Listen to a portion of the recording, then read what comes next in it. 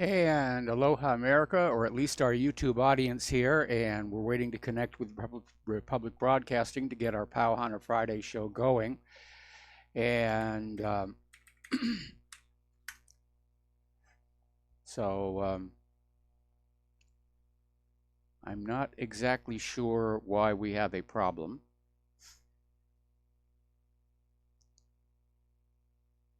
But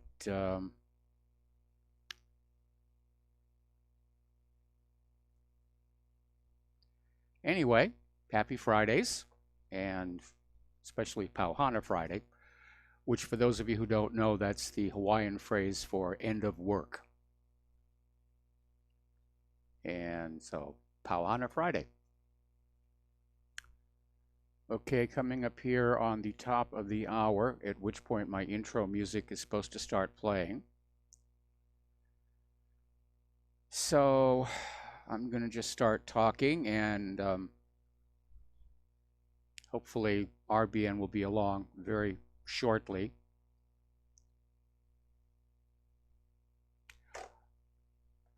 All right, so we're basically into the start of the program here. So welcome to our show. It's Friday, January 4th, 2019, end of the week, and we've got a lot of stuff to talk about today. I'm not going to mention the phone lines because unless we're connected to RBN, I can't take the phone calls, and I'm not sure exactly what has happened here. But let's get on into it. Obviously, a lot of stuff going on here. Okay, hang on. We may be getting some information. Hello?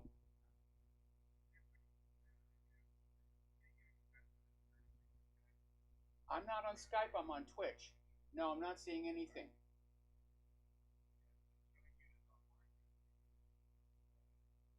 Did you see the messages I sent you? Oh, this Twitch is insane. All right, I'll tell you what. I'm going to restart Twitch and see if we can hook up. Okay, YouTubers, please stand by. Okay, so, yeah.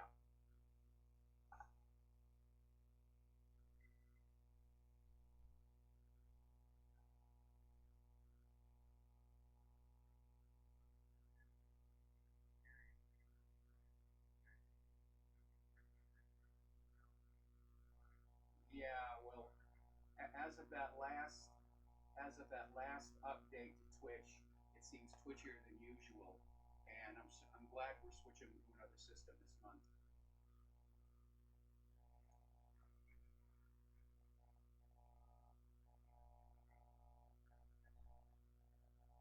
Okay, okay, my Twitch is coming back up here again. You know, this is why I like to have to connect 10 minutes early for my show so that we can. Okay, and let's see, Public Broadcasting,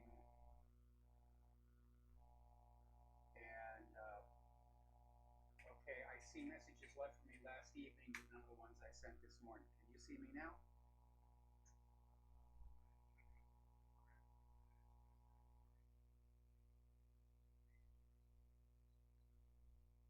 Um, okay, because it's yours is grayed out. It says active a few seconds ago, and I'm really sorry about these technical issues here. We're going to try and get us back online here just as quick as we can.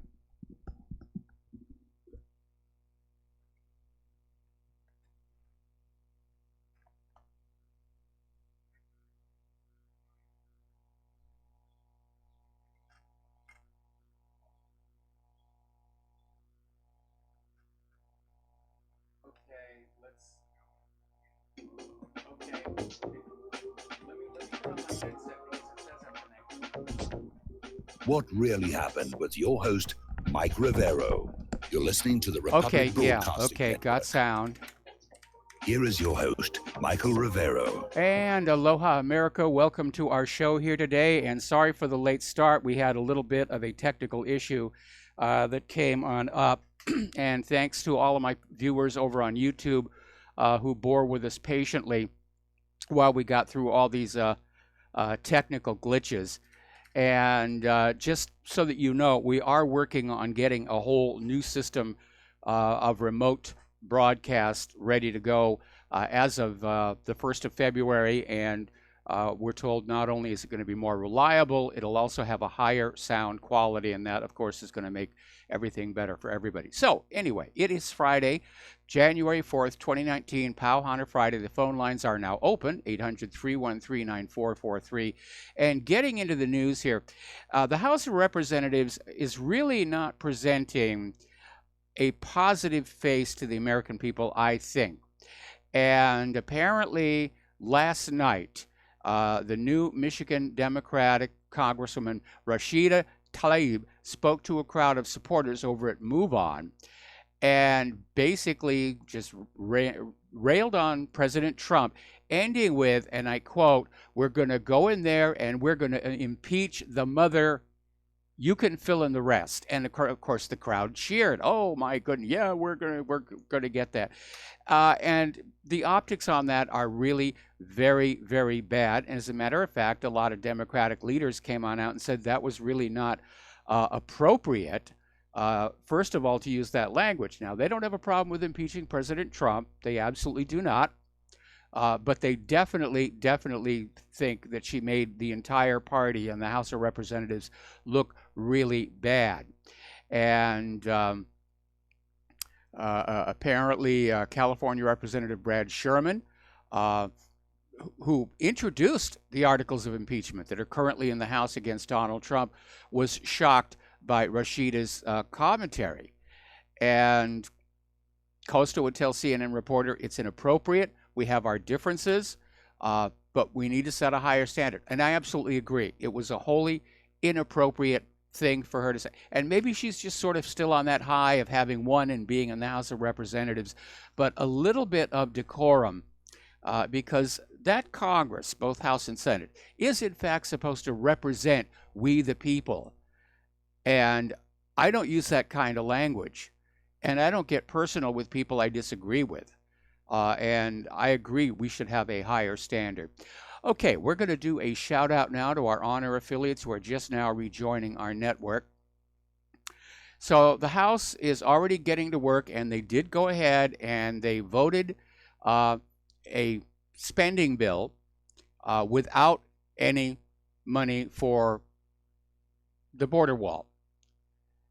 And of course, this is a non-starter. Trump's already said he would veto it. Mitch McConnell is saying he will not introduce it into the Senate. This is just grandstanding on the part of Nancy Pelosi, who wants to prove that she's in control, that she's in control of what's going on here.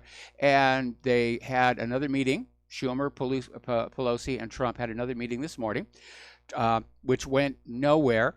Trump said it was productive. Pelosi and Schumer said it was contentious, which means they got to yelling at each other again, only this time there were no cameras. And Trump came on out and he had a presser, and he made a couple of valid points. One thing that you need to keep in mind, the spending bill has $54 billion in it for foreign aid. That's your money going to, in theory, fix problems in other people's countries, or more than likely to bribe their leadership. So we're talking about a foreign aid budget that's 10 times what Trump wants for the border wall. Now, at one point, there'd been a compromise DHS bill that said we might put $2 billion in for the border wall. Trump appeared to waffle, then he went hardline and said, no, it's the 5.6, it's the 5.6. Sean Hannity had come on out there and said that Trump might offer a compromise where he would go along with amnesty for the DACA immigrants if Schumer and Pelosi would go along with funding the border wall. But Trump finished up his presser basically saying that they're going to work through the weekend and try and come to some kind of an agreement so they can reopen the government. But I don't think it's really going to work. First of all, Schumer and Pelosi, they don't want to negotiate. They're taking a hardline position. There will be no wall, which is amazing because 10 years ago, they were both saying, yeah, we got to secure our southern border. And now it's completely reversed. They want those borders open. They want the illegals pouring on in here. And Pelosi is out there saying, walls are immoral. It's an immorality. Really? What about the wall around the Vatican? Is that an immorality? What about the wall around the homes you yourself live in, or the Obamas, or the Clintons? Are those all immoralities? If it's okay to put walls and fences around buildings like, oh, for example, the White House, why is it not okay to put a wall or a fence around our entire country to deal with this problem, which has to be dealt with? And, of course, Schumer is out there saying that, well, let's just get the government going again, and then we'll negotiate further on about getting the wall built. But again, Schumer and Pelosi have made it clear. They're on record as saying absolutely under no circumstances will they allow that wall to be built. Now, they are getting some defections here because over on Fox and Friends yesterday, Democratic Representative Ro Khanna of California encouraged migrants to follow the immigration process. In other words, come here through the legal means. And she said she thinks the southern border must be secured. And she, like Donald Trump and so many others, basically pointed to the murder of that California police officer by an illegal immigrant and debated the merits of sanctuary state policies. Now, what's a lot of people have really missed here, the irony of this, that police officer who was killed by an illegal immigrant was himself a legal immigrant. He had gone through the process. He had gone through all the paperwork. He had become a United States citizen through the legal method, and all he'd wanted to be was a peace officer. So, anyway, the House is also up to a whole bunch of other things. Apparently, Nancy Pelosi has a project where she's introducing a bill that is supposed to be a government overhaul of campaign finance and ethic rules that will expand voting rights. In other words, another attack on keeping the American vote for the American people. But apparently one of the specifics supposedly allocates a pool of taxpayer money to match small dollar donations 6-to-1 to encourage grassroots campaigning. In other words, to use taxpayer dollars to basically increase funding to these small little made-up groups that are out there pushing for things like open borders. Now, the package is not going to pass the Senate.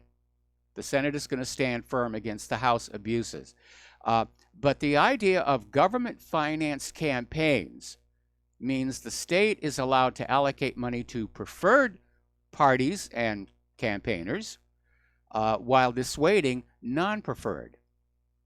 And it's been very popular in progressive circles. They basically want the government to be in a position to control the public debate, just as the government controls the corporate media and the government is trying to control the independent media. But if you look at how the IRS was targeting conservatives under Obama, I think the idea of any kind of government funding of political dialogue is a very, very dangerous situation. Other bills the Democrats introduced at the House of Representatives, one is to eliminate the Electoral College, and the other is to stop presidents from pardoning themselves or members of their family. And Representative Stephen Cohen, Democrat of Tennessee, introduced these bills on the first night, and they're both aimed at Donald Trump. Now, the bill to eliminate the Electoral College, that requires a change to the Constitution, an amendment. And again, I think they're grandstanding. I don't think it's going to go through the Senate. Trump is not going to sign it. And even if by some weird confluence of bizarre incidents it passed the Senate and Trump signed it, it still has to be ratified by 3/4 of the states. And the reason the Electoral College exists is so that the future fate of the entire country is not decided by just California, New York, and Texas, the most populous states, and leaving the least populous states out there with nothing to say. That's the purpose of the Electoral College. But that's never going to get anywhere. Now, as far as this law to stop presidents from pardoning themselves or their family, It's never really been established one way or the other whether that's possible. But I think this edge is dangerously close to violating the separation of powers doctrine, where Congress is now intruding on the authority and powers of the executive branch, and they're not really supposed to do that. So this one may wind up as a Supreme Court challenge somewhere down the road. But again, it's all grandstanding. They're going out with one of these, with all of these bills that are going to go nowhere, like the spending bill without the wall, ending the Electoral College, making sure Trump can't pardon himself. And again, they keep forgetting Trump's going to veto every single one of them, at which point the corporate media is going to say, oh, well, Trump must be afraid of something. He refuses to sign that bill saying that he can't pardon himself or his family. So it's all for show. They're already thinking 2020. We just got into 2019. We just had the midterms. They're already thinking the 2020 elections. And there's apparently nobody left in that entire building who's actually thinking about working for the American people and all the problems this country has to deal with. Now, Nancy Pelosi announced last night she has selected Representative Adam Schiff, Democrat from California, to chair the House Intelligence Committee for the next 2 years. And it's basically kind of funny seeing Adam, who used to talk about the fact that acting Attorney General Matt Whitaker was not approved by the Senate, but never mentioning the fact that Bob Mueller, who is clearly highly conflicted, was never approved by the Senate. So we'll see what's going to happen with that here. Here's an article that came on out from Investment Watch blog, and it's basically talking about is there a plot by establishment Republicans against Trump? Now, there's no question the Democrats, they're all in lockstep. They want him gone. They hate him with this gut level visceral reaction, which does not lead to good decision making. But apparently never Trumper conservatives are trying to co-opt the MAGA movement's audience. And we're starting to see a change where grassroots conservatives, well, we know they're being erased from social media, but the never Trumpers, they're not being censored by Facebook, Google, or Twitter. They're still out there. So it's a concerted effort, and it seems to be tied up with the globalists. The globalists absolutely hated Trump. Remember back when he introduced the concept of Make America Great Again, and everybody went ballistic. They even called it racist. It's racist to want to make America great. No, it isn't. It's patriotic to want to make your country better. There's nothing wrong with wanting to make your country better. Last week, there was a bit of a kerfuffle between Mitt Romney and Donald Trump because Mitt Romney wrote this scathing op-ed in the New York Times, basically saying that Trump was failing to live up to the mantle of being the president, which, if you look at how he's constantly under attack, I can imagine how he might be wanting to keep his head down, so to speak here. But apparently, not only is Romney taking heat from Trump, he's taking it from his own niece, Ronna McDaniel, who also happens to lead the Republican Party. And she came on out and said, again, it's like that congresswoman who used the bad word in her impeachment message. It's inappropriate. And it's inappropriate, it's counterproductive. Over in Massachusetts, Democratic Senate candidate Elizabeth Warren is in hot water yet again. Now, as you know, everybody has nicknamed her Pocahontas because she basically grew up claiming to be Native American, to have Cherokee blood. She used it to help get into college. And she even wrote a book called Pow Wow Chow, and I'm not kidding you. Now, because she's a Democrat, she got away with that. Can you imagine a Republican writing a book called Pow Wow Chow? They tear him apart. Oh, cultural appropriation. It's racist. You know, it's stereotype and all the rest of it. Well, the book was supposed to be the recipes that Elizabeth had inherited from her forebears. And now that we know there were no Cherokee forebears, it turns out the recipes in the book, Pow Wow Chow, were plagiarized from other publications, including the New York Times. We got to take a break for commercials, and we'll be right back.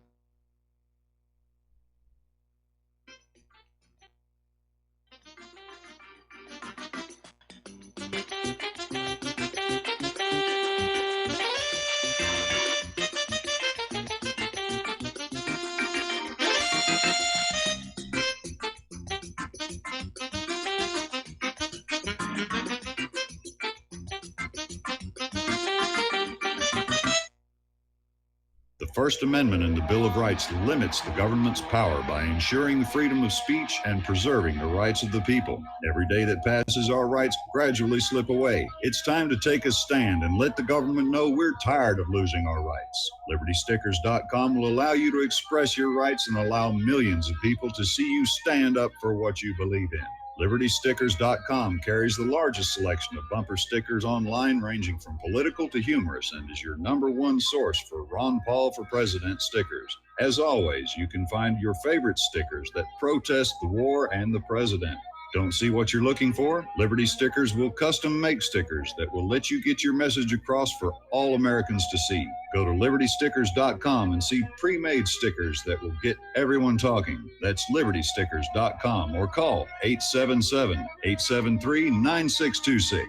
Liberty Stickers, the world's most dangerous stickers. Folks, we're living in a world the likes of which we've never perceived any clearer than we do now. The plan for global governance has been in the works for generations and would have likely been achieved by now, but for the fact that the globalists left open their Achilles heel. With all their tools, Federal Reserve System, fiat currency, no child left behind, and then Common Core education introduced to our schools to dumb us down, vaccines, pharmaceuticals to lobotomize us, GMO foods, insertion of compromised or bought and paid for politicians, judges, mainstream media propaganda, all pieced together like a puzzle designed to ultimately bring the world under submission. But with all their strategy, they forgot one thing: knowledge. And knowledge is power. With knowledge, their bombardment is nullified. Folks, with that, as brilliant and knowledgeable as you've become, among the wisest audience of any radio audience in the world, and you are, I want you to take a moment to reflect and ask yourself, how much of that knowledge did I obtain from Republic Broadcasting Network? How high has my consciousness been raised since I've been a listener? How fast am I now able to discriminate truth from fake news by being a Republic Broadcasting listener?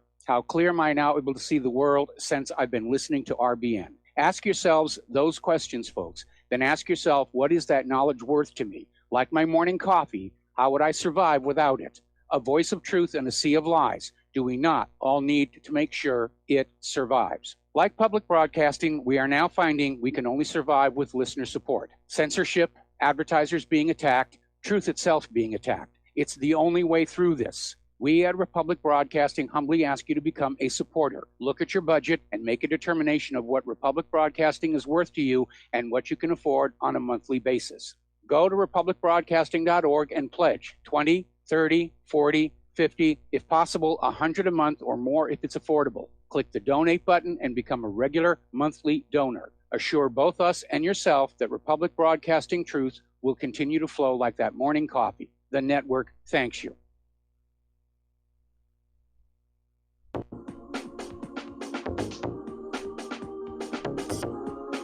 What really happened with your host, Mike Rivero. Join Mike on the air. Call toll-free 800-313-9443. 800-313-9443. And aloha, America. Welcome back to our show here. And a quick little reminder, I was going to mention this at the top of the show, but we had that little delay getting in here. The lovely Lady Claire will be joining us in hour number 3 of today, which those of you on YouTube could probably already guess because I have her chair already set up here. All right, so we're talking about the new incoming House of Representatives and some of the bizarre behavior that we're starting to see, like profanity and lack of dignity. and filing of all kinds of bills which have no chance at all of succeeding, but are being done for media impact and scoring points. And apparently, Democratic Virginia Representative Jennifer Wexton, who's a freshman congresswoman, outside of her Capitol Hill office, there are 3 flags. There is a flag of the state of Virginia, there's a flag of the United States, and there's a transgender flag, which I was not even aware there was an official transgender flag, but apparently there is one, and it is now up there on Capitol Hill. Donald Trump is looking at nominating James Webb as the next Secretary of Defense. The bad news is that James Webb is a known China hawk. He wants us to go after China. We have to seize control of that Western Pacific because, that should be ours because it reaches all the way to California and therefore it should all be ours here. So Webb served as Secretary of the Navy under Ronald Reagan. He was a critic of the 2003 invasion of Iraq. And of course, his first task, if he is confirmed, his first task will be to implement Trump's promised U.S. troop withdrawals from Syria and Afghanistan. Maybe, because Trump appears to be walking back on that Syria pullout. And a lot of people are wondering exactly what is really going on. Now, he announced the pullout, said it was going to be 30 to 100 days. Now he's denying that he had a timetable and said it's going to take several months. Then we get these other reports about how the U.S. is building new bases inside Syria, pointedly without the permission of the Syrian government, and they're sending more hardware in there. So everybody's trying to figure out what's going on. But again, all of this happened right after the visit from Lindsey Graham. And once again, it shows that Trump, unfortunately, is very weak, and he's unable or unwilling to stand up to the pressure being brought to bear on him. Now, over at Chuck Baldwin's website, he's basically decided it's not going to happen. He's out there saying there's no troop pullout. It's basically a lie. He's pulling the wool over the eyes of millions of conservatives, Christians, and of course the American people as a whole. Now, over at Israel-Palestine News, they're convinced Trump means what he's saying, and the plan to pull out of Syria enrages pro-Israel chicken hawks. Now, the U.S. press is still pushing an illegal and unconstitutional invasion of Syria, whose stated primary objective, at least this week, is to remove a terrorist organization which is already pretty much gone. And of course, we know that the real goal is regime change. They want Assad out. So there's no way to win, and there's no exit strategy. And I think the only reason they're still pushing to stay in Syria is they don't want to admit, as Trump has already done, Syria is lost. Because then the momentum for the war agenda stumbles badly. If we've lost in Syria and Afghanistan, then everybody's going to pull back and say, whoa, let's rethink this whole going into Iran, going up against China and Russia thing. Another article, this from Sputnik News, saying how the regional powers in the Middle East are already making their plans as to what they're going to do after the U.S. withdrawal from Syria. And they comment on the fact that Trump is waffling back and forth about the timetable, as well as whether the U.S. really would be leaving. So everybody is making plans and repositioning. And again, Israel's very unhappy because they want Syria destroyed, they want Assad out, but they don't want to have to do it themselves. That's what the Americans are for. When Israel wants a war, it's the Americans' place in life to pay for it and send soldiers here. Anyway, over at Idlib, apparently the intra-militant struggle is really cranking up. And this is where we have all these different faction groups, many of which are supported or were supported by the United States. Now they're fighting amongst each other for control of Idlib. And I'm sure that the Syrian forces are just standing back and saying, good, let them kill each other. And then we'll go on in and just mop up that operation. Okay, we have to take another break for commercials, and we will be right back.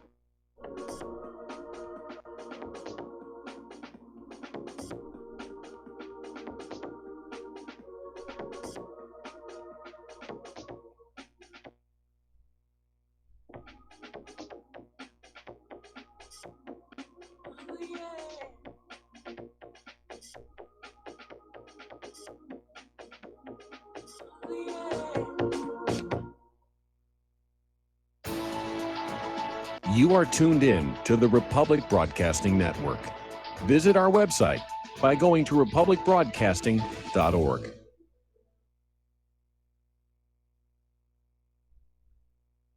Ladies and gentlemen, J.R. Moore here. As most of you know, my regular listeners, I offer energy cleaners for sale at my website. If you don't have a clue what I'm talking about, go to my website, thelibertyman.com, educate yourself about these marvelous healing devices. We focus on pain mitigation and getting a great night's sleep. Arthritis pain, joint pain, back pain, doesn't matter. Keep in mind, I offer from me to you personally a 30-day money-back guarantee. That's what I do. Energy cleaners, $285, shipping included to American zip codes. You can educate yourself all about the energy cleaner right there at my website, the patent application, the wonderful testimonials. Be sure and check out the factory-made fitted mattress pads to go with the energy cleaner. Now, I offer from me to you personally a 30-day money-back guarantee. That's what I do. I have a toll-free order line, or you can order it right at my website at thelibertyman.com. The toll-free order line is 800-592-9543. I say again, 800-592-9543. Thank you.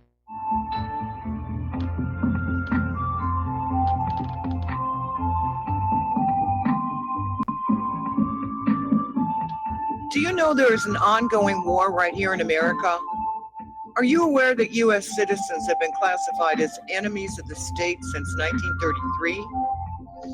Have you recognized that our entire government is really a vast network of interlocking corporations engaged in commerce? Look up Title 28, Section 3002. Tune in to In Defense of Humanity on Saturday nights at 7 p.m. Central Time. Find out what's really going on and learn how to protect yourself and your family as flesh and blood men and women living in a corporate reality.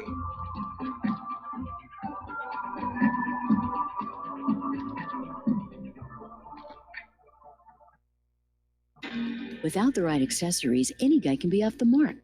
Whether you've invested thousands in your arsenal or you own a single trusted firearm, a visit to AROutfitting.com is in order. It's one of the finest online selections of tactical optics and AR parts and add-ons, like EOTech, quick target acquisition with no peripheral loss.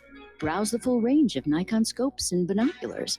AROutfitting.com can illuminate your world with Streamlight gun-mounted lights from keychain to large handhelds up to 1,100 lumens. Find some stability with Battenfield tactical bipods. AirOutfitting.com has CMMG gun parts, barrels, assemblies, handguards, part kits, and more. Plus mag-full clips and magazines. I know I've got you excited, so take a breath. Head to AirOutfitting.com. The site's super easy to navigate and features a ton of technical info, including links to manuals. We also welcome vendor and manufacturer inquiries. Remember, if you don't see it, we can get it at AirOutfitting.com. When all this twisted steel was swept away, did these remaining holes reveal what's really happened? And aloha, America. Welcome back to our show here. We're talking about the war zones. And interestingly enough, the U.S. government, the Pentagon, has decided now that the F-35s may need upgrading. in response to the deployment of S-300 missiles to Syria. And apparently the Pentagon has decided that additional tests are now needed for the F-35 to make sure it's really as stealthy as it's supposed to be, out of concern that the plane may not actually be that invisible to Russia's S-300 missiles. So, again, trillion-dollar boondoggle. Now, a few weeks ago, actually about a month ago, there was a story where a Russian pilot was able to get a radar lock on an American F-22. And you need to understand that stealth has its limits. It can be defeated by more powerful radar, and stealth is generally designed for a specific radar band. And it's been discovered that by going to other bands, in particular lower frequency ones, you can defeat it. And clearly the Pentagon is worried that the F-35 may not be that stealthy, and they're going to do these additional tests. Because ever since the S-300 showed up, have you noticed that nobody has flown an F-35 into Syria? And the reason for that is purely economic. If just one of those planes gets shot down, then the customers for that aircraft are just going to disappear, because its main selling point is being stealthy. It's not a high-performance aircraft. It's not a dogfighter. It can be beaten by 1970s vintage fighters. The high-tech whiz-bang stuff, for the most part, still isn't working properly. It's a boondoggle. And right now the U.S. is trying to convince our allies and our friends, you must buy our F-35. It's a wonderful aircraft. And if it comes on out that it can be shot down by the S-300 or the S-400 or the coming S-500, that changes the business plan somewhat dramatically here. The U.S. is still trying to arm twist Turkey to cancel their planned purchase of the Russian S-400 missile air defense system, and apparently they're trying to link it to the sale of the Patriot missile system that Ankara wants. And so what the U.S. is saying is, well, you can't have them both. You can have one or the other. You can have ours, or you can have theirs.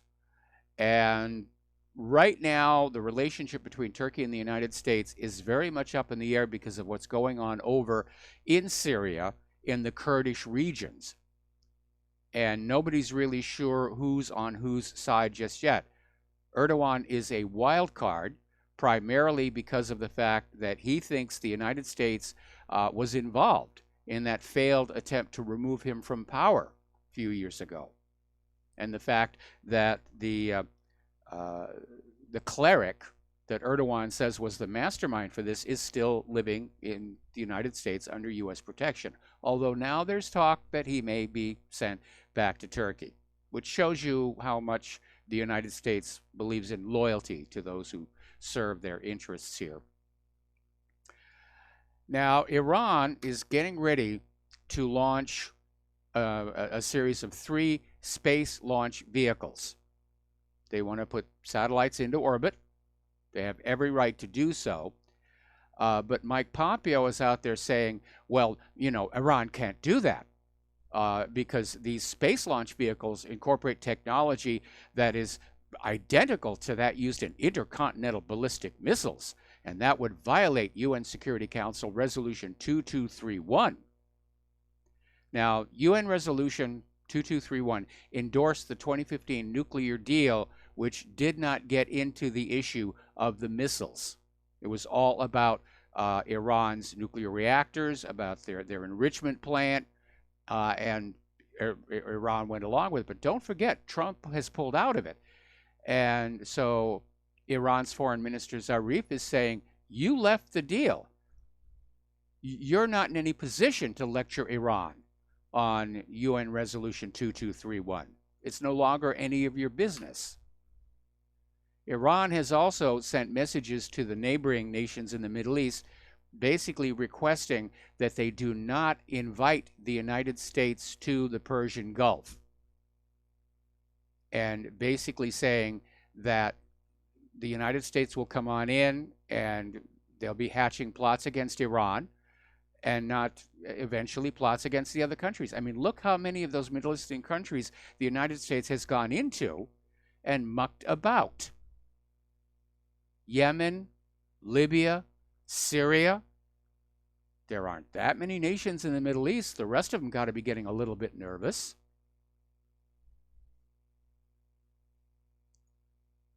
So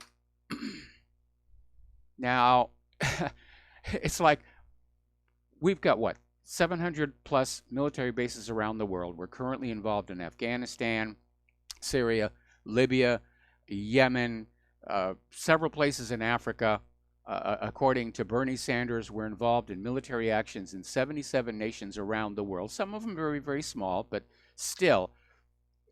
And despite warnings from the Pentagon that we are in fact stretched a little thin militarily, apparently the United States has decided it's time to step up their involvement in Latin America because we have to counter Russia and China. Russia and China are gaining influence in Latin America. Well, they're coming on in. They're doing business. They're building infrastructure. They're doing trade. So U.S. Air Force Chief of Staff General David Goldfein told Foreign Policy in a November interview, when it comes to China and Russia, we're looking at cooperation where we can and pushing back aggressively where we must. Now, the United States historically has always viewed Latin America, in fact, all of South America, as kind of their turf. And they've never been shy about going on down there and mucking about with those countries, such as the 1973 overthrow of Chile's democratically elected President Allende and his replacement with the dictator Pinochet. And the U.S. has played very dirty with a lot of those South American countries, and that's why they don't like the United States, unless they can come and live here, of course. But they don't like the U.S. government and its behavior. But now the U.S. is getting ready to go on back down there, and we're going to go on in there because if anybody is going to go and do business with Russia and China, with South America, it's going to be us. We don't have anything to sell that they want to buy. But the U.S. is getting some cooperation. Brazil's newly sworn-in president, Jair Bolsonaro, has said he might consider hosting a U.S. military base in the future and called a Brazilian embassy move to Jerusalem a done deal in a new interview on Thursday. Then apparently, this is being countered by Professor Ari Kakowicz, an expert on Latin America from the Department of International Relations at the Hebrew University of Jerusalem, saying that the Brazilian embassy is not going to move to Jerusalem. So I'm so confused. I have no idea. Israel would like Brazil to do that. Arab leaders have condemned it. They're now applying pressure to Brazil to not go through with it at all. I look at all of this and I keep being reminded of that wonderful movie, Kingdom of Heaven. It was directed by Ridley Scott. He's an amazing director. And one of my regrets is that for the entirety of my film career, I never got to work with him. I never even got to meet him. But the Kingdom of Heaven is all about the fall of Jerusalem during the Crusades. And at the very end, the Saracens have surrounded Jerusalem. And Balian comes on out to have a parley with Salahuddin and says, basically, if you try and take Jerusalem by force, we'll burn it to the ground. Every rock, every stick, everything that drives men mad. And Salahuddin says, I wonder if that would not be best. It's the best line in the entire movie. If you have not seen it, it's out there. Find it on Hulu or Netflix. It is really a well-done movie. Great art direction as well. Getting on back to the modern world and away from motion pictures. The Yellow Vests are still going strong over in France. Macron's government is apparently starting to tremble, and one of his top advisors just quit. But the Yellow Vest movement is starting to spread worldwide. It's in Belgium, the Netherlands, it's in Canada. In fact, it's all over Canada. Toronto, Halifax, Edmonton, Saskatoon, Calgary, Alberta, Saskatchewan. I think as we get out of this coming hard winter and into spring, it's going to spread everywhere. Although it hasn't really seemed to gained a lot of traction here in the United States. Now, I know there's a Yellow Vest protest coming up at the California State Capitol in Sacramento, but I haven't really seen it pretty much anywhere else. And mea culpa maxima, I haven't gone down and bought my Yellow Vest yet either. But I think it may. I think it may, because France and the United States were in kind of the same situation. We were told by the corporate media that the Yellow Vests were all about fuel prices. But no, if you look at the actual list of the demands by the Yellow Vests, it's improving the standard of living, closing the borders, an end to austerity, all kinds of legitimate grievances. They're sick and tired of working very hard and having it all taken away by the elites. And in many ways, it is very much similar to the situation France was in before the first French Revolution. And it's very similar to what we're seeing here in this country. Over in Nablus, Israeli soldiers opened live fire and tear gas bombs targeting Palestinian students while they were leaving their school in the northern occupied West Bank village of Tel in Nablus. Palestinian security sources said that Israeli settlers attacked Palestinian vehicles passing by the main Nablus-Kalgilia road near the illegal Israeli settlement of Yitzhar.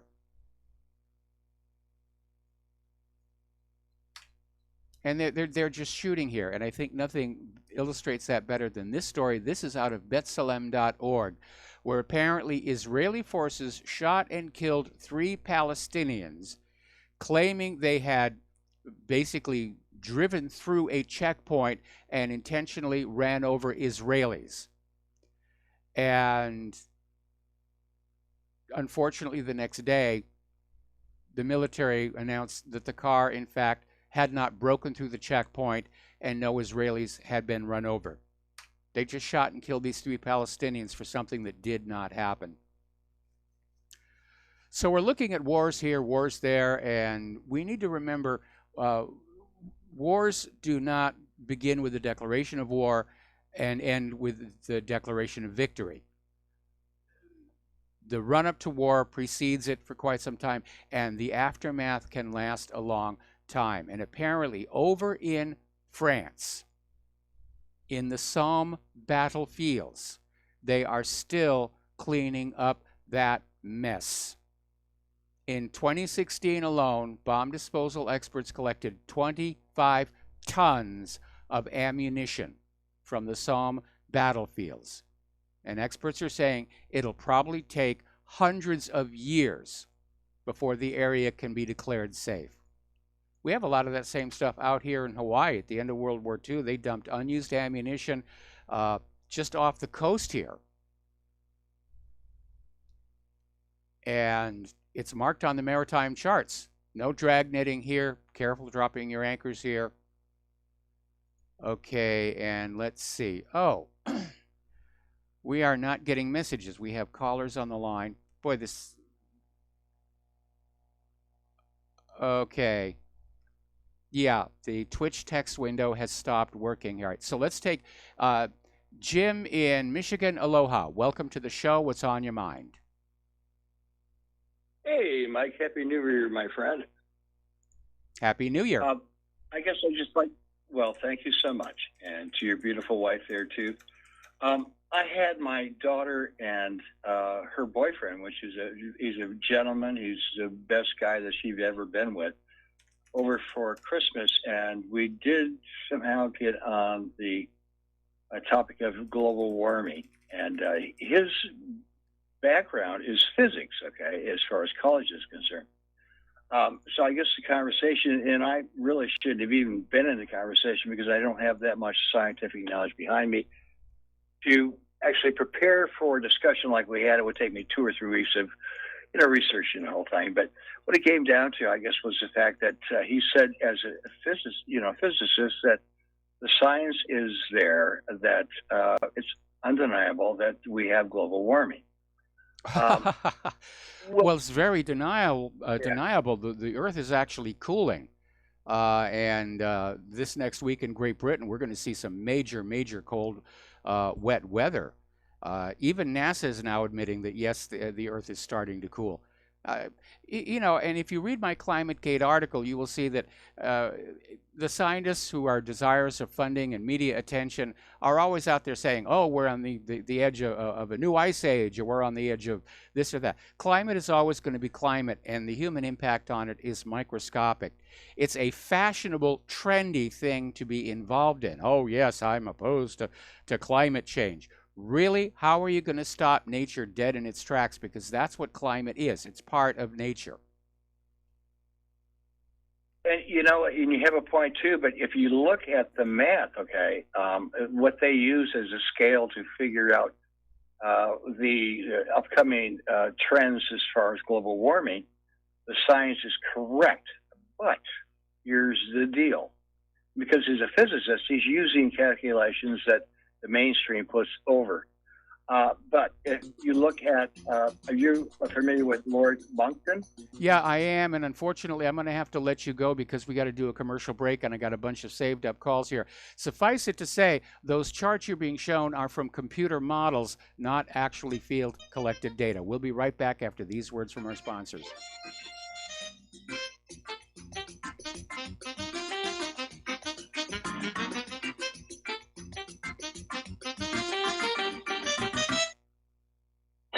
Okay, nurse, let's get this man to the ER stat. Right away, doctor. We see this every day. Heart attack or angina pain due to blocked and clogged arteries. Chelation can remove obstructions or blockages from arteries and help avoid painful and expensive surgery. Now there's Angioprim. It's a liquid oral chelation product that you take with juice. You start to feel the results fast. Angioprim increases blood flow all over the body, and that means more energy and strength to take on the day with less aches and pains.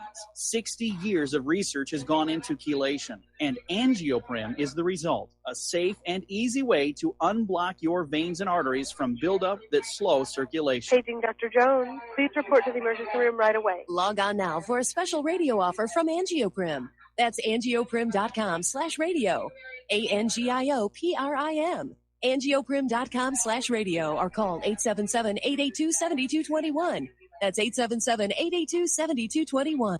Corporate media dominates the American opinion. Finding independent voices that counter this avalanche is becoming increasingly difficult. With the endless corruption running rampant throughout our government, independent voices are needed more than ever to battle the offensive against our freedoms and liberties. As a listener of RBN, no one understands this concept better than you. Now it's up to you to do your part. The time has come for you to take action and begin broadcasting the truth to hundreds or thousands of people every month. Sound impossible? Quite the contrary. With pointed slogans from LibertyStickers.com, you can reach countless sleeping Americans unaware that they live in a real-life wonderland. LibertyStickers.com has a huge inventory of political bumper stickers and messages that reflect the truth about our government, our politicians, and the future of America. With so many in stock, there's one perfect for you. Visit us today at LibertyStickers.com. Again, that's LibertyStickers.com. Do your part. Your voice is important. Let it be heard. Many people write us about their experience with Extendivite. Allow me to read you a few from Amazon.com. By Mel. Great product. My husband and father-in-law use it regularly. Both my husband and father-in-law have had significant change in their blood pressure and overall health. By Amazon customer. It works for me. Returned to buy the tincture and the capsules as they were on sale during February. Unlike some other products, this one worked for blood pressure and occasional irregular heartbeat. Extendivite produced noticeable results after just 2 bottles, a 4-month supply. I take Extendivite 3 times a day, every day. I think this supplement has helped with my increased fitness regime and to lower my blood pressure. Tell us your story. Get Extendivite today. Call 1-877-928-8822 or visit heartdrop.com. Extend your life with Extendivite. We the people, in order to form a more perfect union, establish justice, ensure domestic tranquility,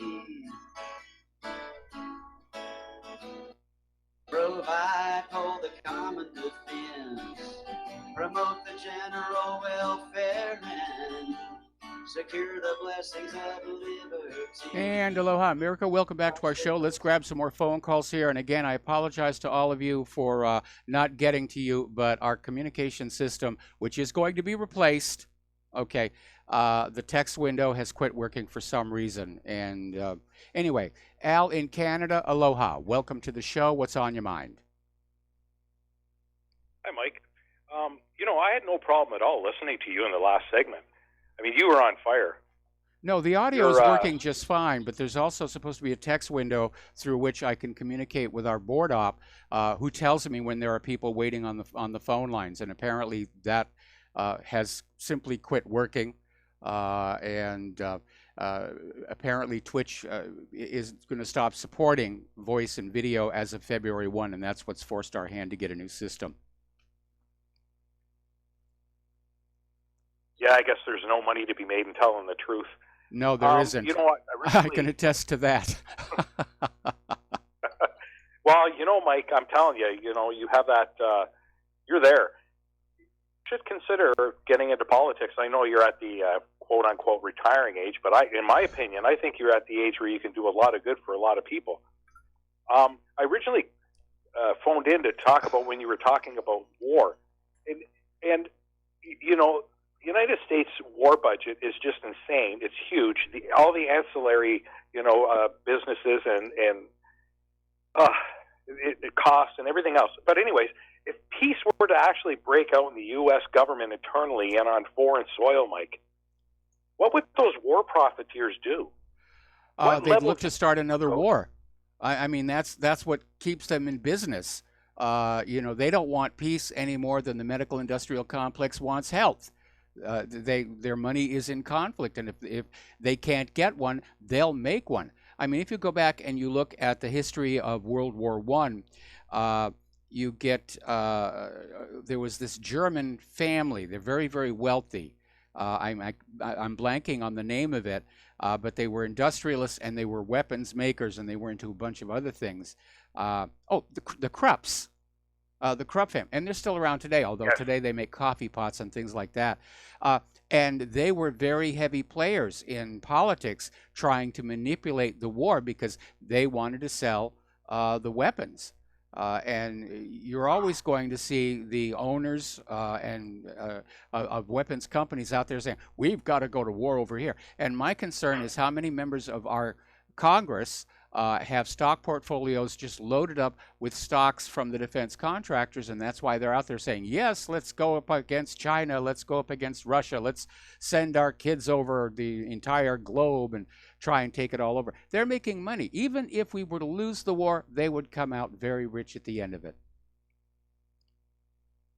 Yes, well, in fact, a huge part of the United States economy is war-driven.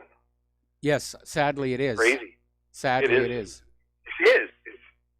I mean, wow. The amount of cash that you don't even have that goes into it is amazing.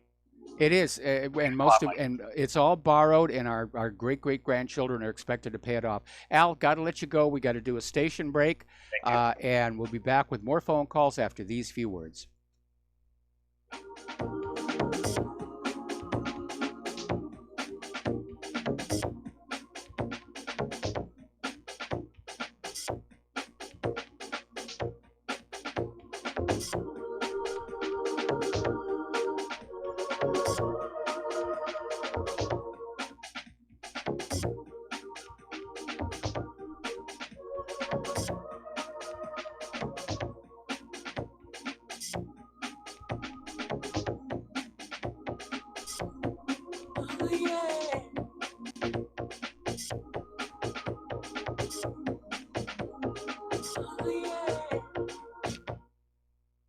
Homeowners, are you in foreclosure, expecting to be served with a foreclosure lawsuit, or suspect your lender has coerced you into an illegal mortgage transaction?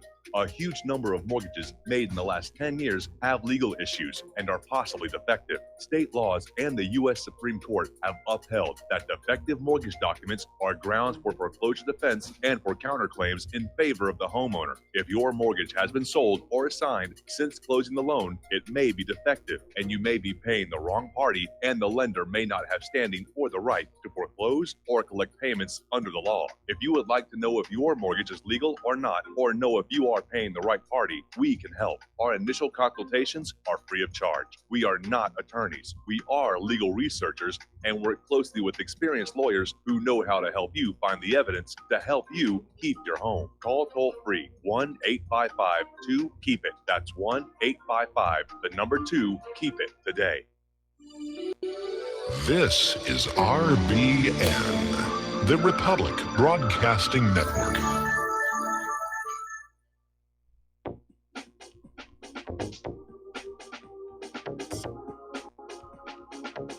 What really happened with your host, Mike Rivero, because World War III is a really bad idea. Here is your host, Michael Rivero. And aloha, America. Welcome back to our show today, hour number 2. The phone lines are open at 800-313-9443. And boy, what a bad tech day we're having here on this Pauhana Friday. So let's go back to the phones here, and let's see. I need to say, Al in West Virginia. Aloha, Al. Welcome to the show. What's on your mind? No, we lost Al. We lost Al. Do we have somebody called We Lost at West Virginia? No, that was Al. That was Al. Okay, Joe in Tennessee. Let's go to Joe in Tennessee. Joe, aloha. Welcome to the show. What's on your mind? Well, I'm really, this whole thing with this Michigan congresswoman just shows the Trump magic. Everybody that tries to come after him, it ends up blowing up in their face. It's just amazing how fast it happened.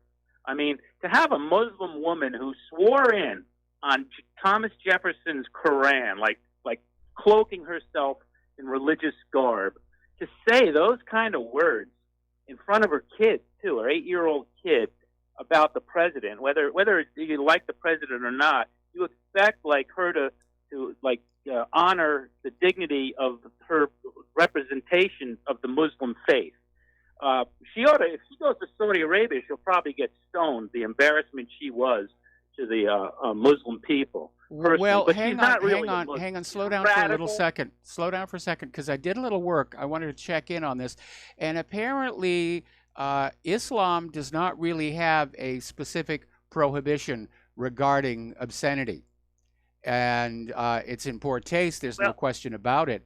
And for that matter, most religions don't have those kind of prohibitions. They're usually added on afterwards by moralist people. But there's no question that it was in poor taste. It was undignified. It's demeaning to the image of the United States Congress. But were she to go to the Middle East, no, she would not be stoned for it. Well, I don't. First of all, women in the Middle East and the Muslim, Saudi Arabia, the Wahhabist areas, wouldn't even be allowed to talk, let alone curse publicly like that as a politician. And they probably would be stoned in that radical areas of the Middle East for sure. But what I'm saying is that she's not really a Muslim. She's a radical fanatic who just cloaks herself in religion. She's obviously, if she's a religious person, she's not going to be throwing the MF bomb out, especially in front of her children. Yes. So she's been exposed. I think she just totally destroyed her career. I mean, she might get reelected, but as far as getting on television or like any kind of major seat, she's just blown herself up. She just committed basically a political suicide bombing, and I'm glad to see it. And I think this is what you're going to see more of, because the Democratic Party just put in a bunch of unhinged social justice warrior, radical crazies, and they're just totally suffering from Trump derangement syndrome. They're going to call him a Nazi. He's not a Nazi. They're so out of touch with middle America. This is going to Pelosi's major issue is going to be putting out fires like this. Here she is, she's sworn in. They should be celebrating this whole thing for a few days, And this, crazed radical Democrat goes and just screws the whole thing up for him. And I'm just enjoying the heck out of it. And, it's just, every week there's going to be another one, Cortez or this lady or some other crazy that they just put in. So, it's great. Trump has very good luck in who his enemies are, I must say. And I'm really going to enjoy the show. And I really wonder why Mitch Romney isn't out there criticizing this lady for her language. He's Mr. Manners with Trump. And where is he? I don't. Then it just shows the hypocrisy. Romney's focused on Trump right now. To me, that op-ed Romney wrote signals he's stepping in 2020. As far as this congresswoman who did the MF thing, we need to keep an eye on her voting record. Because she ran on this idea that she's a Muslim, that she's pro-Palestinian. We need to see if her voting record actually backs that up, or if she's a Pino, which is a Palestinian in name only. And so we have to keep an eye on just how she votes on these issues. Okay? Yeah, well, I've worked with Arabs and Muslims before. I'm a seaman, and we get guys from Yemen and, Somalia. And most of them are pious. They're decent, hardworking people, and they're not, they remind me really of like conservative Catholic type people in their moral stance with their kids. Their kids are always raised well, disciplined.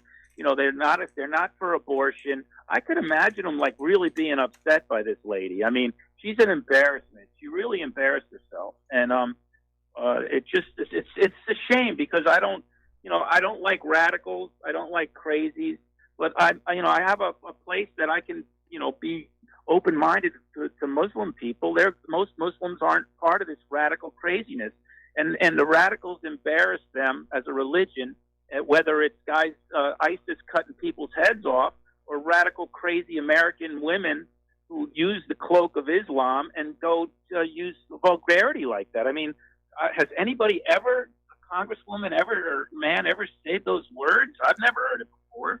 No, I haven't either. I mean, they may have said them in private, but to say them in a public venue where they're going to wind up on TV, and she was completely unabashed about what she said, and she reveled in the fact that the audience was cheering, and so, but again, it was a disgrace. Anyway, listen, Joe, we're going to let you go. We're going to do a shout out to our honor affiliates.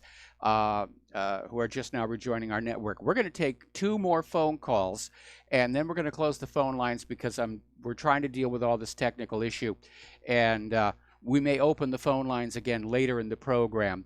So let's go to Layla in Ontario. Layla, welcome to the show. What's on your mind?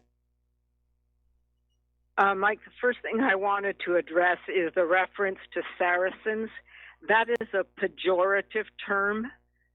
It was appropriate within the movie, within the context, because it was a historical context. However, in contemporary society, Saracen is a derogatory term.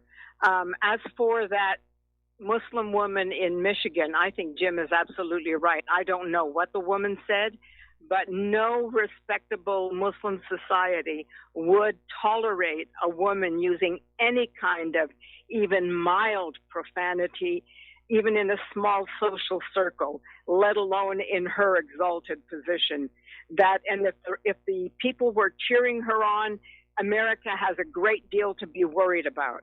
No she is question. going to be like that woman Sarsour, who is nothing but another radical, murderous troublemaker. And those crazy women have got to be stopped. And now the one other thing I wanted to get to was the possibility of the U.S. becoming involved in Latin America. This is going to sound like a contradiction, but I think it's a good idea. First of all, Israel is very close with Jair Bolsonaro, the head of Brazil, so they probably will set up shop there.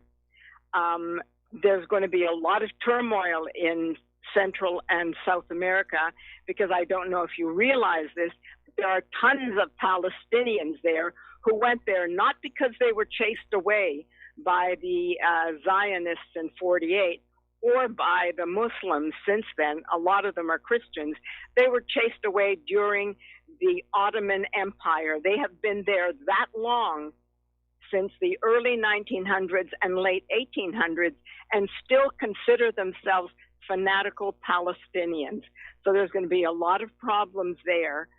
That's what they're behind. Many of them are behind the caravan that has been moving towards the U.S. Either there's going to be an attack on those that we consider troublemakers in Latin America, and we kill them, or we find some way of dealing with them peacefully. And well, with I prefer Israel peaceful. I prefer peaceful because exactly because we do have a lot in common, a lot of interests in common, and if those can be built upon, then we're better off. Because if Netanyahu and Israel are going to be setting up shop with Bolsonaro, who's a fanatical Zionist, then it's really important that the U.S. assert itself in Central and South America, because we have huge interests in keeping them peaceful. So that's all I've got to say at this point. All right. Well, thank you very much for the information. And the reason I use the word Saracen is that's the word that was being used within the movie itself. Oh, and, I know that. Yeah. Yes, and that's why I said it was accurate within the movie, and you were correct to quote the movie, because that was the line that you were quoting. It was a historical movie, and that's what it's like when when you have a movie about the Second World War and they're fighting the Germans and they call them Huns or Krauts. Yes. We would never say that today, but within the context, it's accurate. Actually, during the British Empire, they used to call the Arabs Wogs. Yes. W-O-G. Yes. And they also call the Indians Wogs. Yes. So, I mean, there are a lot of terms that have evolved over the years to debase other humans. But again, well, back in Vietnam, to the issue it was of the South Gooks, America. you know, and Yes, Japan, exactly. it was the Gooks, the whatever. In Germany, it was the Krauts. It's tragic what we do, the things we do to dehumanize one another. But I think since we have a lot of people in Central and South America, and those who are descended of the Palestinians that came to South America during the Ottoman Empire, they became known as Turcos because they had to travel with Turkish passports. They were escaping the Ottoman army that used to kidnap young men and throw them in the front line of its army. So they would take their teenage sons and they would run to South America. Yet, despite that, they are still hostile to Israel. That's what blows me away, even though it was actually the Ottomans that drove them out. But we do have deep ties with South America in the sense that there are a lot of European descendants there, and they can be a very industrious people. So it's important, I think, to develop ties with Central and South America before Israel does. Well, I think if suggestion. the U.S. is going down to Central and South America, Israel will be in control of that agenda. And if the descendants of Palestinians in South America are still angry with Israel, it's probably because, excuse me a second,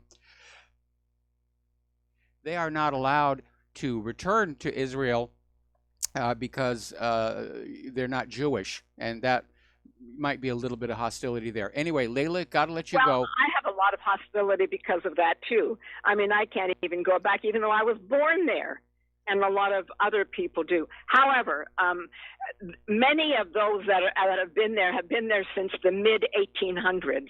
For example, Carlos Salim, who owns the New York Times, the reason I think that its stock has gone up is because Carlos Salim, who calls himself Carlos Slim, was really Khalil Salim, They came during the Ottoman Empire to Mexico. He's one of the richest men in the world. My guess is he bought up a lot of the shares on the market in order to elevate the shares of the New York Times.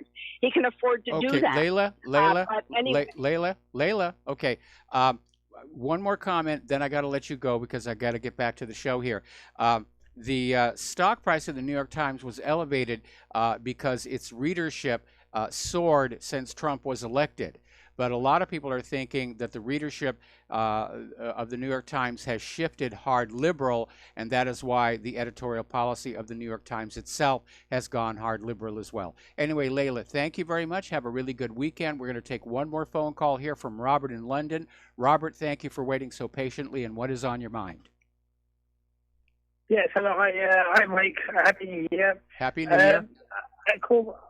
I have a little theory. I call it the Cousins War. You may ask. A couple of shows ago, you said that Rockefeller had written a negative tweet about Trump, and I was a bit conflicted. And then later on in the show, you said, actually, correction, it was Rothschild who written the negative tweet about Trump. Yes. And so that made sense to me. And I like to just quote a little bit about my poem that I wrote some time ago. It says, while Rockefeller rocks with Donald and Rothschild high-fives Hillary, lovable Jamie Dimon dons dollar derivatives that drains us out while they float about on top. So my point is, according to what I can pick up, Rockefeller and Rothschild are cousins. I have no idea whether that's really true or not. If it is true, then the fight between Donald and Hillary and the Democrats is a cousins war. That's my theory. Well, it's a war among royal families. I mean, think Game of Thrones. And, when you consider that the Rothschilds and the Rockefellers and the Warburgs and everything were the original owners of the Federal Reserve, they probably palled around together. And, their kids started, marrying each other because they couldn't be allowed to marry the hoi polloi. There's a lot of genealogical information in there that links those families. So I was going to give an example of the Cousins Wars being the Wars of the Roses in 1455. Yes. And also the First World War between George V and Kaiser Wilhelm. Yes. And so there's lots of examples of Cousins Wars. Yes. And so, like I say, my theory is I'm speaking from the top of Ben Nevis in Scotland about the Aborigines in Australia, because I have no idea anything about either the Rothschilds or the Aborigines. And it's just, that's my theory. Take it or leave it. Okay. Well, thank you very much for the theory, and we're going to let you go. And folks, unless we can get this text window working, we're going to close the phone lines because I'm trying to communicate with the control room via email, and it's just taking away too much here. All right, so let's talk now about the economic news. Obviously, the big headline is the stock markets just had a stellar day.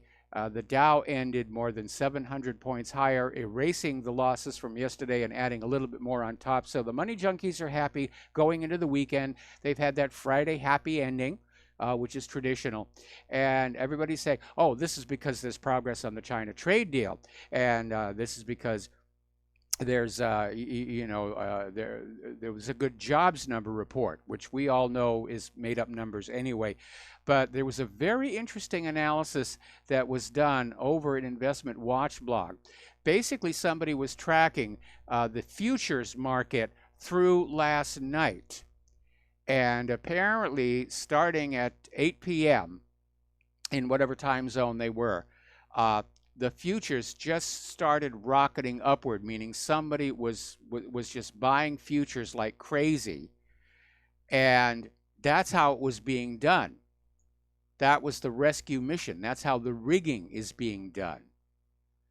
And the reason they know that something was being done by like the plunge protection team or what have you is because at the same time, the price of gold was plummeting in the inverse ramp, meaning somebody was selling gold in order to dump it into the equities market and crank it up back to the top. So as good as this soaring market looks, it is an illusion.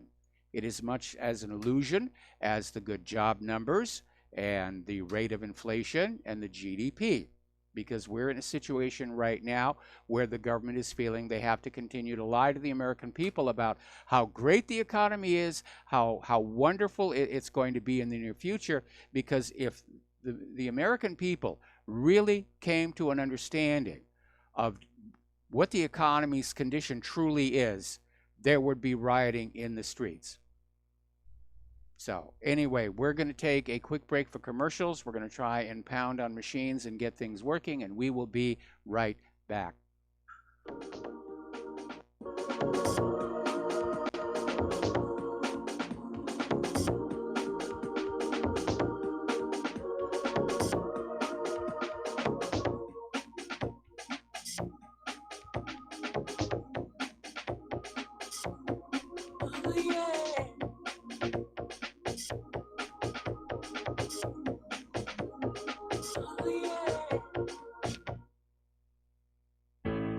The reviews for Extendivite are amazing.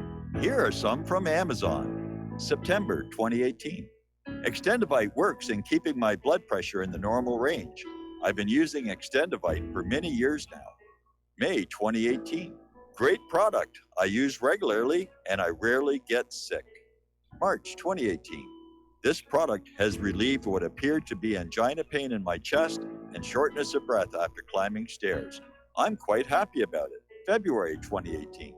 My husband, son, and I have been using this product for a few months now, and we have noticed an improvement in our joints and blood pressure. Tell us your story. Get Extendivite today. To order, call 1-877-928-8822. That's 1-877-928-8822, or visit heartdrop.com. Extend your life with Extendivite. Folks, we're living in a world the likes of which we've never perceived any clearer than we do now. The plan for global governance has been in the works for generations and would have likely been achieved by now, but for the fact that the globalists left open their Achilles heel. With all their tools, Federal Reserve System, fiat currency, no child left behind, and then Common Core education introduced to our schools to dumb us down, vaccines, pharmaceuticals to lobotomize us, GMO foods, insertion of compromised or bought and paid for politicians, judges, mainstream media propaganda, all pieced together like a puzzle designed to ultimately bring the world under submission. But with all their strategy, they forgot one thing: knowledge. And knowledge is power. With knowledge, their bombardment is nullified. Folks, with that, as brilliant and knowledgeable as you've become, among the wisest audience of any radio audience in the world, and you are, I want you to take a moment to reflect and ask yourself, how much of that knowledge did I obtain from Republic Broadcasting Network? How high has my consciousness been raised since I've been a listener? How fast am I now able to discriminate truth from fake news by being a Republic Broadcasting listener? How clear am I now able to see the world since I've been listening to RBN? Ask yourselves those questions, folks. Then ask yourself, what is that knowledge worth to me? Like my morning coffee, how would I survive without it? A voice of truth in a sea of lies. Do we not all need to make sure it survives? Like public broadcasting, we are now finding we can only survive with listener support. Censorship, advertisers being attacked, truth itself being attacked. It's the only way through this. We at Republic Broadcasting humbly ask you to become a supporter. Look at your budget and make a determination of what Republic Broadcasting is worth to you and what you can afford on a monthly basis. Go to republicbroadcasting.org and pledge 20, 30, 40, 50, if possible, 100 a month or more if it's affordable. Click the donate button and become a regular monthly donor. Assure both us and yourself that Republic Broadcasting truth will continue to flow like that morning coffee. The network thanks you. When all this twisted steel was swept away, did these remaining holes reveal what's really happened? And aloha, America. Welcome back to our show here. We're talking about the economic news here. And despite today's soaring stock market, things are still looking very tenuous. And Facebook CEO Mark Zuckerberg had planned a sale of billions of dollars worth of his Facebook shares in order to fund his charitable activities and various other things, or at least that's the official story. He's now canceled that, and apparently decided to just hang on to it in the hope that it would go back up, which I imagine probably today it did to some extent here. Story coming on out, apparently everyone's still worried about rate hikes by the Federal Reserve. But apparently an analysis over an investment watch blog is saying there are now odds that there will be a rate cut come March. And this is based on a technical analysis of the economy, which sort of weights the likelihood of a rate change one way or the other, and the probability of a rate cut is in ascendancy right now. Jacob Rothschild has voiced concern about the global financial system that was established after World War II. The billionaire banker points to the U.S.-China trade war and Eurozone crisis as the key problems putting economic order at risk. And basically, he came on out and said, this is a direct quote, "In 9/11 and in the 2008 financial crisis, the powers of the world worked together with a common approach. Cooperation today is proving much more difficult. This puts at risk the post-war economic and security order," end quote. Now, what he's talking about, of course, is Bretton Woods and the establishment of private central banking for much of the world. And so what he's really worried about is that people are waking up to the fraud of private central banks. And he's very, very concerned, obviously, that more and more countries are no longer using the U.S. dollar as being printed up by the Federal Reserve, of which his family owns a portion. So he's worried the good times may be coming to an end, and they very well might be. Over in Baltimore, there was an analysis about what's going on over there in Zero Hedge, and we keep hearing about how bad things are in Baltimore and how badly it's being run. There is soaring wealth inequality. The rich are very rich, the poor are very poor. There are lots of vacant homes because the population of Baltimore is in decline. And the population has dropped by a third since the late 1950s due to the deindustrialization of the Port of Baltimore. People didn't have jobs, they went elsewhere, and as a result, there are a lot of vacant buildings out there, and there's a lot of poverty. And the areas where the vacant buildings are where the homeless tend to camp out because nobody's going to bother them there. And there are a lot of homicides taking place in those vacant areas as well. Now, Alexandria Ocasio-Cortez has come on out with a new tax recommendation. And it may surprise you. I'm going to come to her defense here because it's being presented as across the board. Oh, she wants this huge tax increase on us all. No, that's not exactly what she said. Let us be accurate and let us be fair. Over at Mediaite.com, what she is proposing, she sat down with Anderson Cooper for an upcoming 60 Minutes interview, which will air on Sunday, so you can double check this for yourself. But basically, she wants the super wealthy to be taxed up to 70% to fund what she calls a Green New Deal. She's going on back to the ghost of Franklin Roosevelt, and she wants to tax the super wealthy up to 70%. But people who earn up to $75,000 a year would pay only 10 to 15% in income tax. Now, to me, it sounds like a good idea.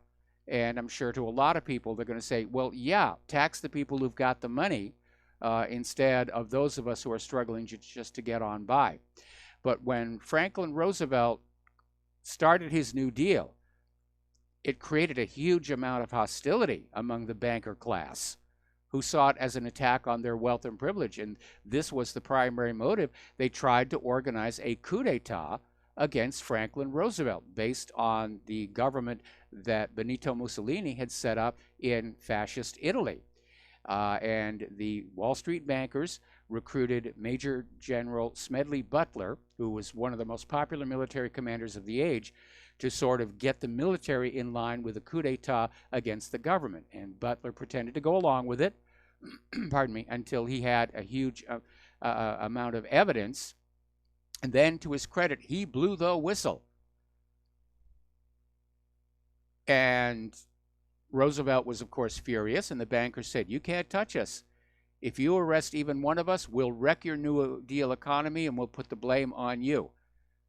And the whole matter was classified, covered up, hushed up, wasn't declassified until the 1970s. Anyway, we got to take another break for commercials. We're going to try and get our system back here online.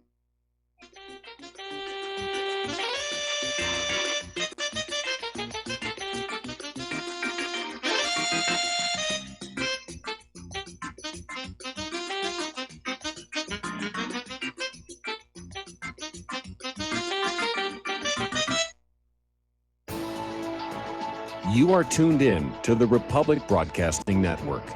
Visit our website by going to republicbroadcasting.org.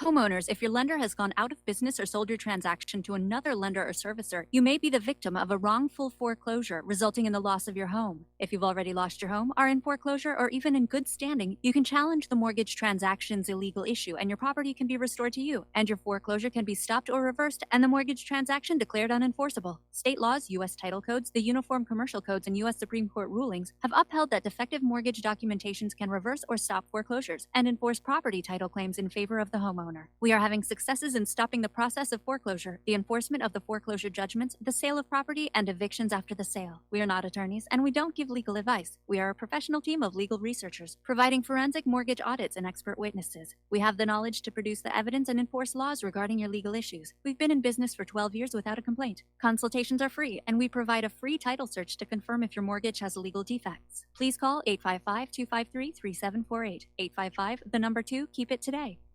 Do you worry a lot? If you're forgetful, nervous, moody, or overwhelmed, chances are you're not protecting yourself from the ravaging effects of stress and anxiety. No matter the cause, ongoing stress and elevated levels of the stress hormone cortisol can rob your memory, your health, your quality of life, and your future. Now you can combat the effects of stress and anxiety while improving your memory and recall at the same time with the dietary supplement Calm and Clever. Studies show that the ingredients in Calm and Clever reduce cortisol by as much as 30% in as little as 1 to 2 weeks and increase your ability to recall facts, names, and numbers in 4 to 12 weeks. Calm and Clever was created by scientist Kurt Hendricks, a principal investigator in 2 NIH-funded studies on Alzheimer's disease. Try Calm and Clever for 2 months. You'll feel the difference. Call 1-800-758-8746 or go to calmandclever.com.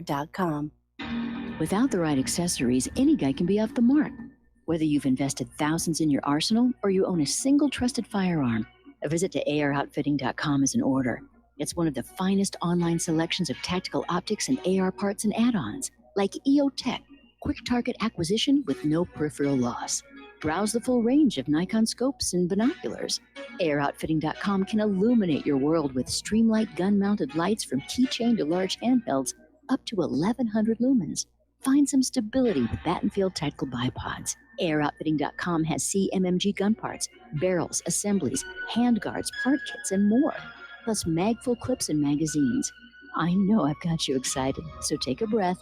Head to AROutfitting.com. The site's super easy to navigate and features a ton of technical info, including links to manuals. We also welcome vendor and manufacturer inquiries. Remember, if you don't see it, we can get it at AROutfitting.com.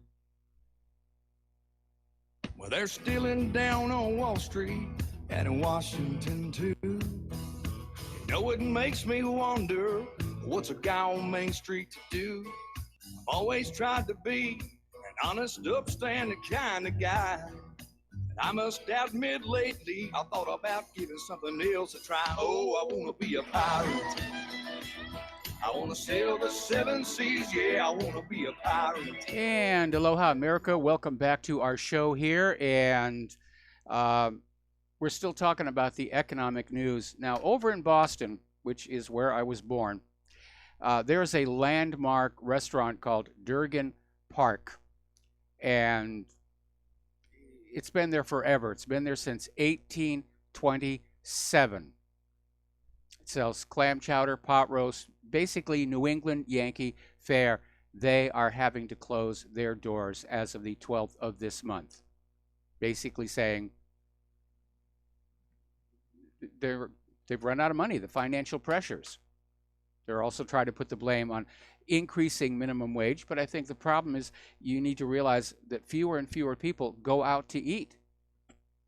That's a reality of our economic situation. People are staying at home. They're doing more of their own cooking. They don't go out to eat anymore.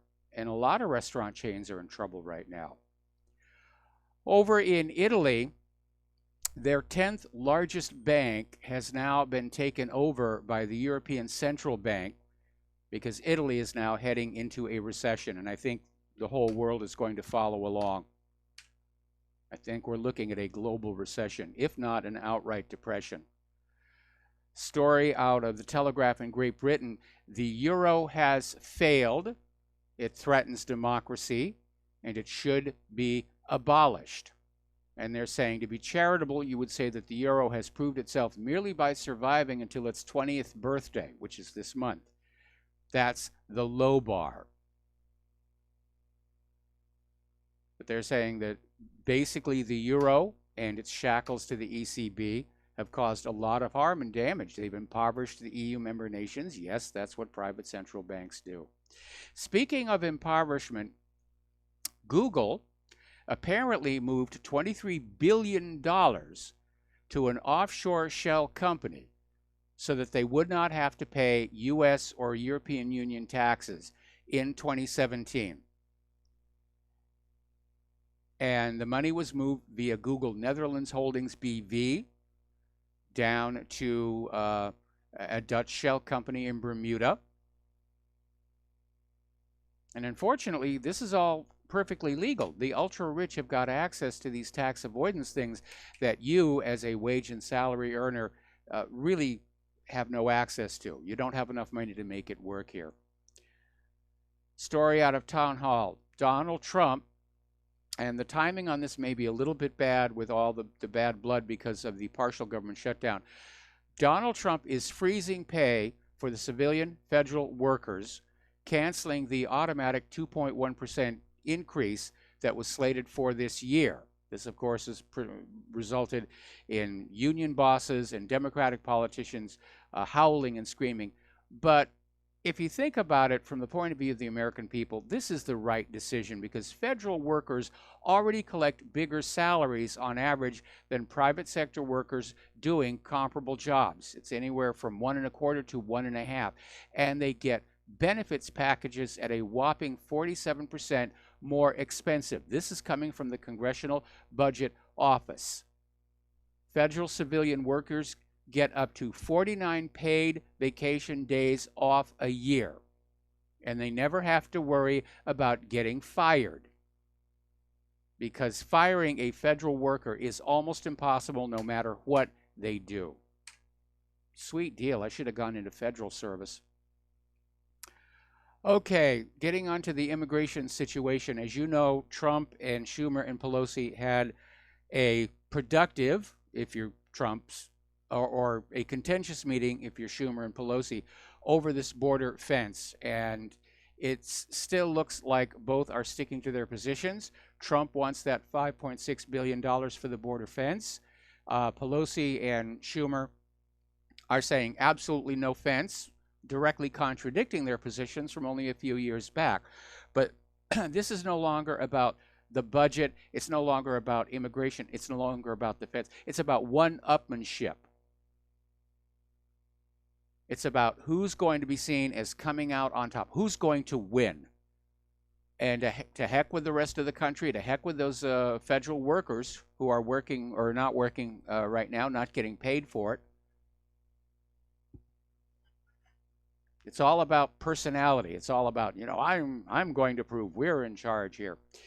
But apparently Donald Trump is sending additional troops to the border to string 160 miles of concertina wire on top of the existing border fencing. Part of the problem is the border fence that was down there, it's been there for a while. Some of it's deteriorated, and we are seeing the migrants and illegal immigrants simply go up to the top of that fence, throw heavy padding or blankets over the existing razor wire that's there, which is very small, and just crawl on over.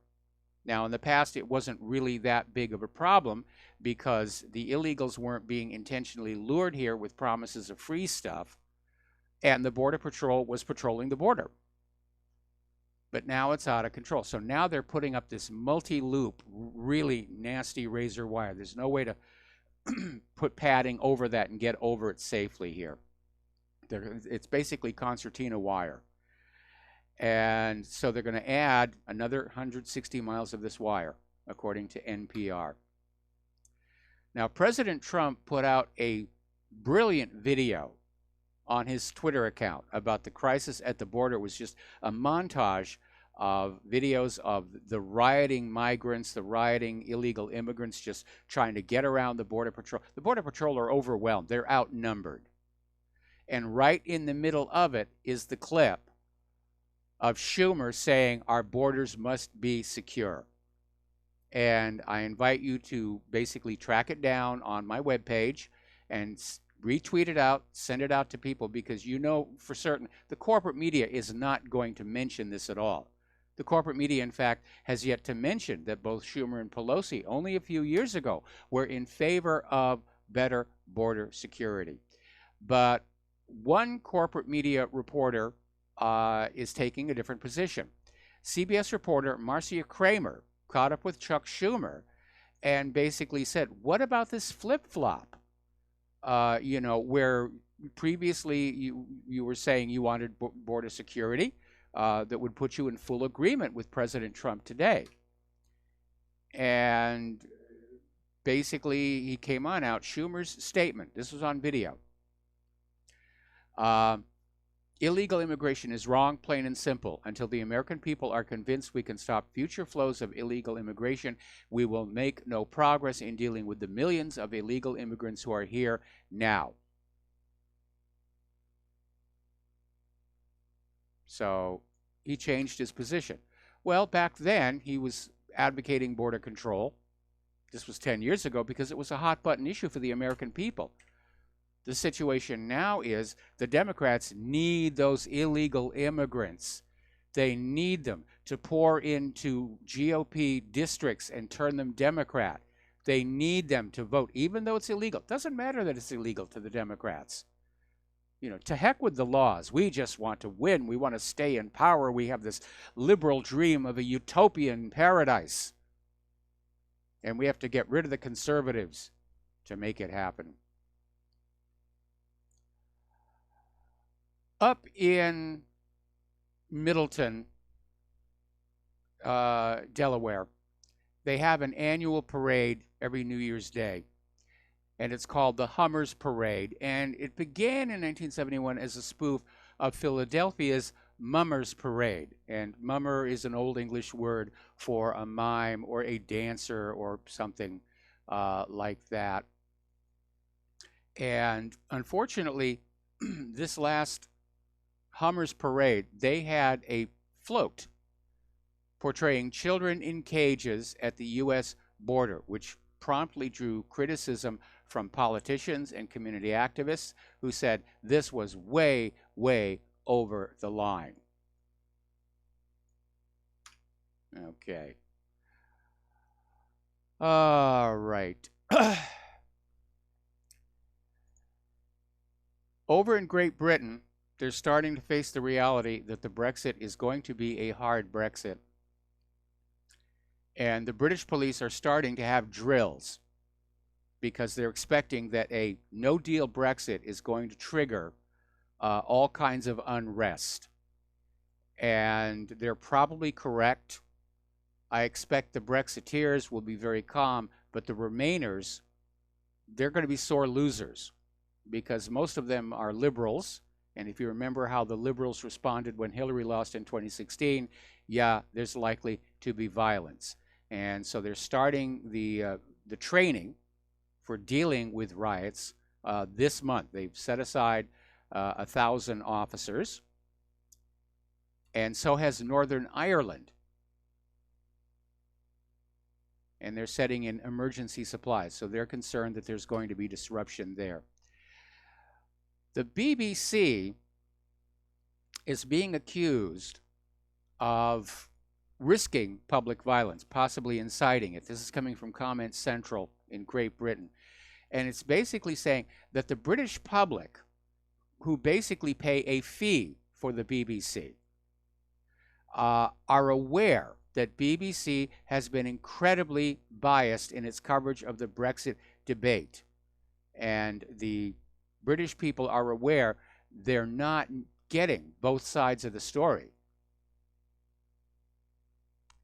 And David Hardy is out there saying that if the British people had confidence in BBC, if they had confidence in that they were getting both sides of the debate, that anger might be avoided.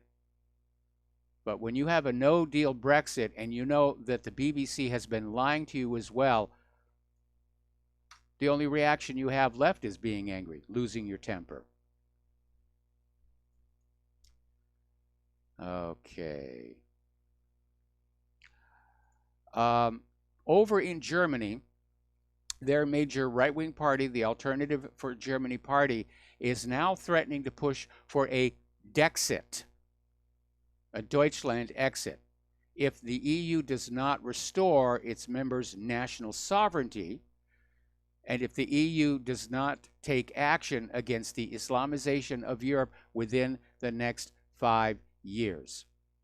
So the AfD came on out basically saying the European community has evolved into an undemocratic structure that's been occupied by Europe's political classes and designed by non-transparent, uncontrolled bureaucracies. So we're back to talking about a Dexit, or a Grexit if you prefer. I'm sorry, that would be Greece. A Jexit. Dexit. They just want to leave. That's what's going on. They just want to leave here. Apparently over in Germany, towns have started organizing their own citizens patrol groups because of all the migrant attacks on locals. And apparently this was sparked by a recent drunken rampage of a group of teenage migrants in the Bavarian town of Amberg, which I've actually been to. And as a result, citizens groups are organizing to basically go on out for their own protection. The police can't handle it, or they won't handle it, or they're being ordered not to handle it. There are still sections of the government there that are saying, yes, open borders good, globalism good. Up in Sweden, they are putting people in jail just for criticizing migration. There's this online hate speech monitoring group. I cannot even begin to pronounce it, but the head of this group, Thomas Aberg, gets tax money for scanning social media and reporting pensioners and any others who write critically about migration on Facebook. And apparently they're now claiming they've had almost 150 hate speech convictions. So there's not much freedom in Sweden. If there's no freedom of speech, you don't have freedom. That's basically it. That's what it comes down to. Over in Italy, Salvini is saying that the mayors of Palermo, Florence, and Naples hate Italians, and they should resign because they're all in favor of open borders. They're welcoming in the illegal immigrants and the migrants, and apparently somehow they're actually cashing in on it. They're making money off of it. And apparently the former mayor of the Calabrian town of Rais is currently under house arrest on charges of aiding and abetting illegal immigration. See, Italy has their version of Title VIII. They're starting to enforce it. If we enforced our Title VIII, we could really start shutting down this whole problem. We wouldn't need Trump's wall. We wouldn't need $5.6 billion. Just cut off that financial incentive. Stop handing out food stamps. Stop handing out free this, free that. Start prosecuting people who are aiding and abetting the illegal immigrants. And again, I'm not being racist here because illegal is not a race. If somebody comes to this country through the legal citizenship process, like that poor police officer in California who got gunned down and killed by an illegal immigrant, they are welcome here. Come on in. I hope we're not too much of a disappointment to you. We're not dealing with racism. We're dealing with criminal activity. Plus, it's also a public health issue. There are a lot of highly contagious diseases being just flooded into this country. And I'm sure the medical industrial complex just thinks that's great. Oh, we're going to sell more medications. We're going to sell more testing instruments. We're going to sell more hospital supplies. We're all going to get rich off of this.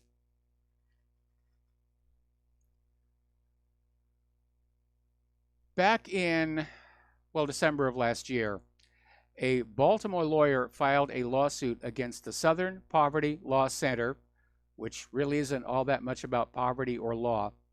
And apparently the SPLC targeted Glenn Keith Allen over his former ties to the National Alliance, which is a white nationalist group. Now, he hasn't been part of that group for a long time, and he says he regrets being connected with it.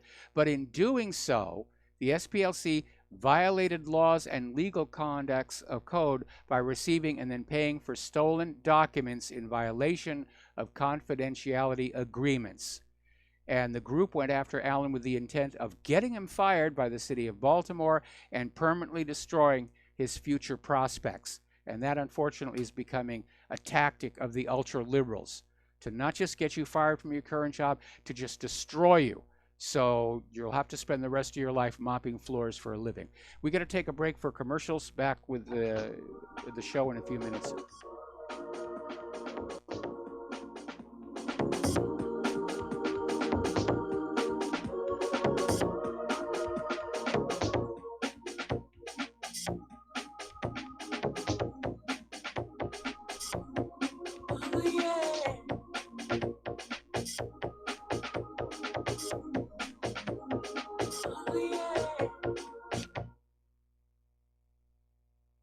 Okay, for those of you on YouTube, we are attempting to re-establish our connection with RBN and get things working so that we can take some phone calls in hour number 3.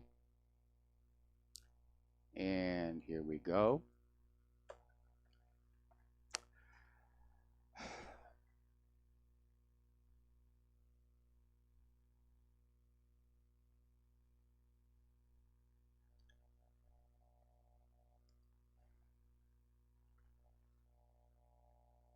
Alrighty.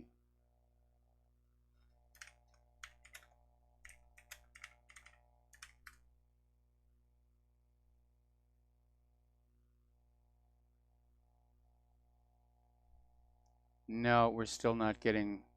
Oh, sorry about that.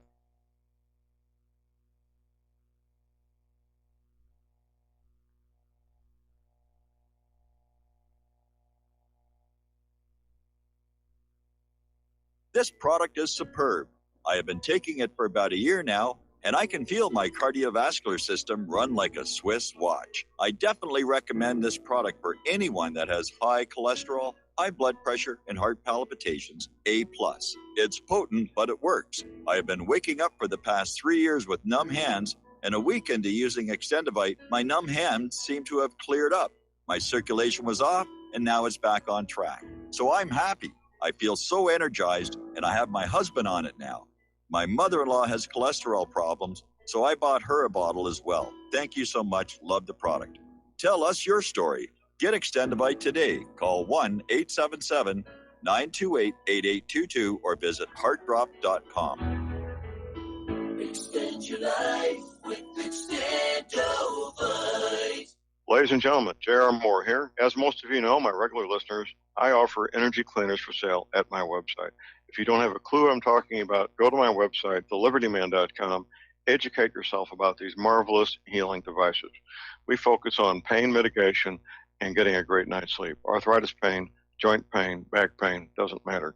Keep in mind, I offer from me to you personally a 30-day money-back guarantee. That's what I do. Energy cleaners, $285, shipping included to American zip codes. You can educate yourself all about the energy cleaner right there at my website, the patent application, the wonderful testimonials. Be sure and check out the factory-made fitted mattress pads to go with the energy cleaner. Now, I offer from me to you personally a 30-day money-back guarantee. That's what I do. I have a toll-free order line, or you can order it right at my website at thelibertyman.com. The toll-free order line is 800-592-9543. I say again, 800-592-9543. Thank you. We will not go down in the night without a fight. You can burn up our mosques and our homes and our schools, but our spirit will never die. We will not go down in Gaza tonight. And aloha, America. Welcome back to our show here. And we're still not able to get our text window to work. So we're still not going to be able to take. All right, I'll tell you what. We're going to take one caller before the top of the hour, and the Lady Claire. Alan in Texas, aloha. Welcome to the show. What's on your mind? Hello. I want to talk a little bit about global warming. You'd mentioned before that you took flight training, and you probably remember there's a thing that pilots know about called density altitude. Yes, of course. Basically, for most people, what that means is when the air gets hot, it's as if you're at a higher altitude. And so it's very important for pilots to be aware of what the density altitude is to maintain because aircraft you calculate safety. your stall speeds from that. Excellent. And I remember when I was in flight school, my instructor deliberately took me up on a really, really hot day so that I could see how the plane performs. It takes more fuel, it takes longer to climb. Anyway, my point is that if there really was global warming, wouldn't there be enormous statistics coming from the pilots and the, information? Because this is critical for safe flying. So if it really was getting hotter, there'd be more fuel expended. The pilots would have to change, what they're doing, how they operate the airplane. And so that's, they talk about science. And it's like, well, there's a lot of science here. I don't hear any pilots talking about. The problem here is that when they come out with headlines like snowfalls are a thing of the past, which they did back in 2000, when you actually get down to the claims being made by the global warming people, they're talking about 4 degrees over the next century. And so any warming that's taking place is so minor that it's probably going to be lost in the statistical noise of any analysis of the aviation records. So again, there's a lot of hype and not a lot of science. But you're absolutely right. If there was serious global warming, it would adversely affect the fuel loads on these aircraft, and that would drive up the cost of airline tickets. Anyway, that was my point. Thank you. All right, thanks an awful lot. We're going to let you go, and we're going to close the phone lines again because we're coming up on the top of the hour, and the lovely Lady Claire.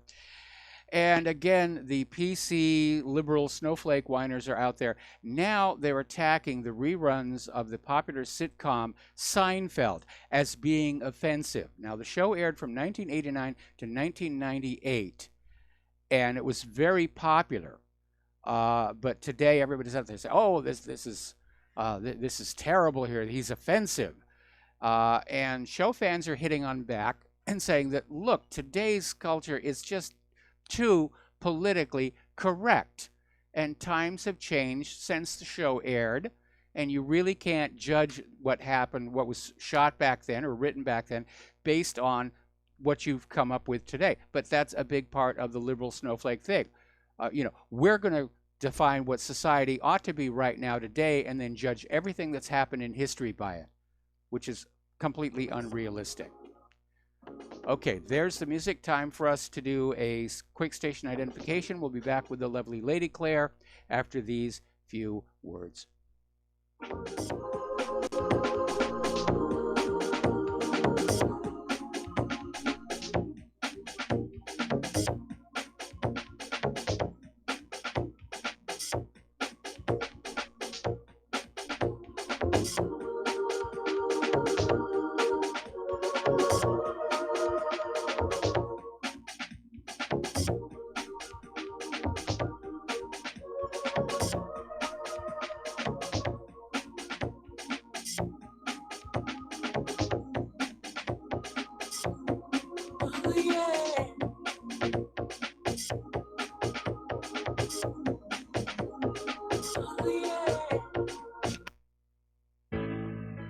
Many people write about their experience with Extendivite. Allow me to read you a few from Amazon.com. My wife and I both use Extendivite and are very pleased with the results. It has helped to stabilize our blood pressure and to make both of us feel healthier. Good product and good buy. So far, so good. I've been taking Extendivite 3 times a day, only a short while now, but already I've noticed the circulation in my hands and feet improving. They tingle. I like the idea of taking something herbal rather than pills. I take Extendivite 3 times a day, every day. I think this supplement has helped with my increased fitness regime and to lower my blood pressure. Tell us your story. Get Extendivite today. Call 1-877-928-8822 or visit heartdrop.com. Extend your life with Extendivite. You're listening to the Republic Broadcasting Network because you can handle the truth.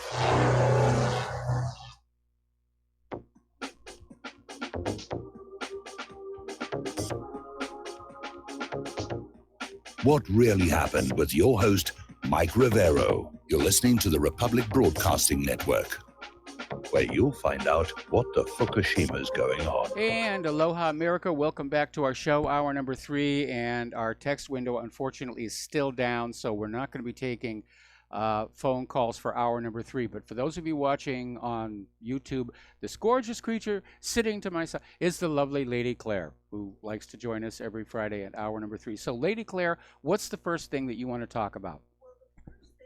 Whoops, probably would help if I turned up your volume. Thank you, dear.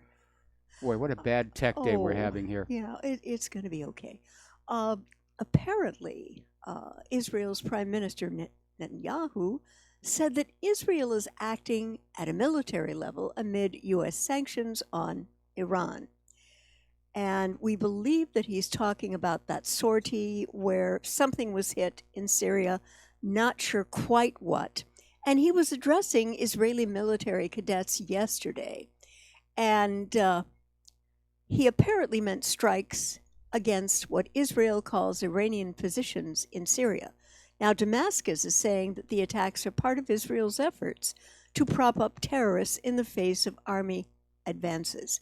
But there was a bit of a bombshell that happened last week because Tel Aviv had claimed that there was a recent air raid in Syria, that it had targeted Iranian military advisors in Hezbollah, but the attack actually hit Syrian army positions. And well, there's a big whoopsie. Yeah, hello, you know. And the one thing that is going to make this very sticky, and I hope that saner heads in Israel, perhaps Netanyahu's generals, will survive on this, because we're talking about the 19,000-pound gorilla sleeping on the Bösendorfer, and that's Russia. Now, what happens the first time Russia has something that is... Oh, thank you. Thank you. I didn't realize. And what happens the first time the Israeli fighters hit the Russian? I'm very concerned about that. How do we do it? How do they do it?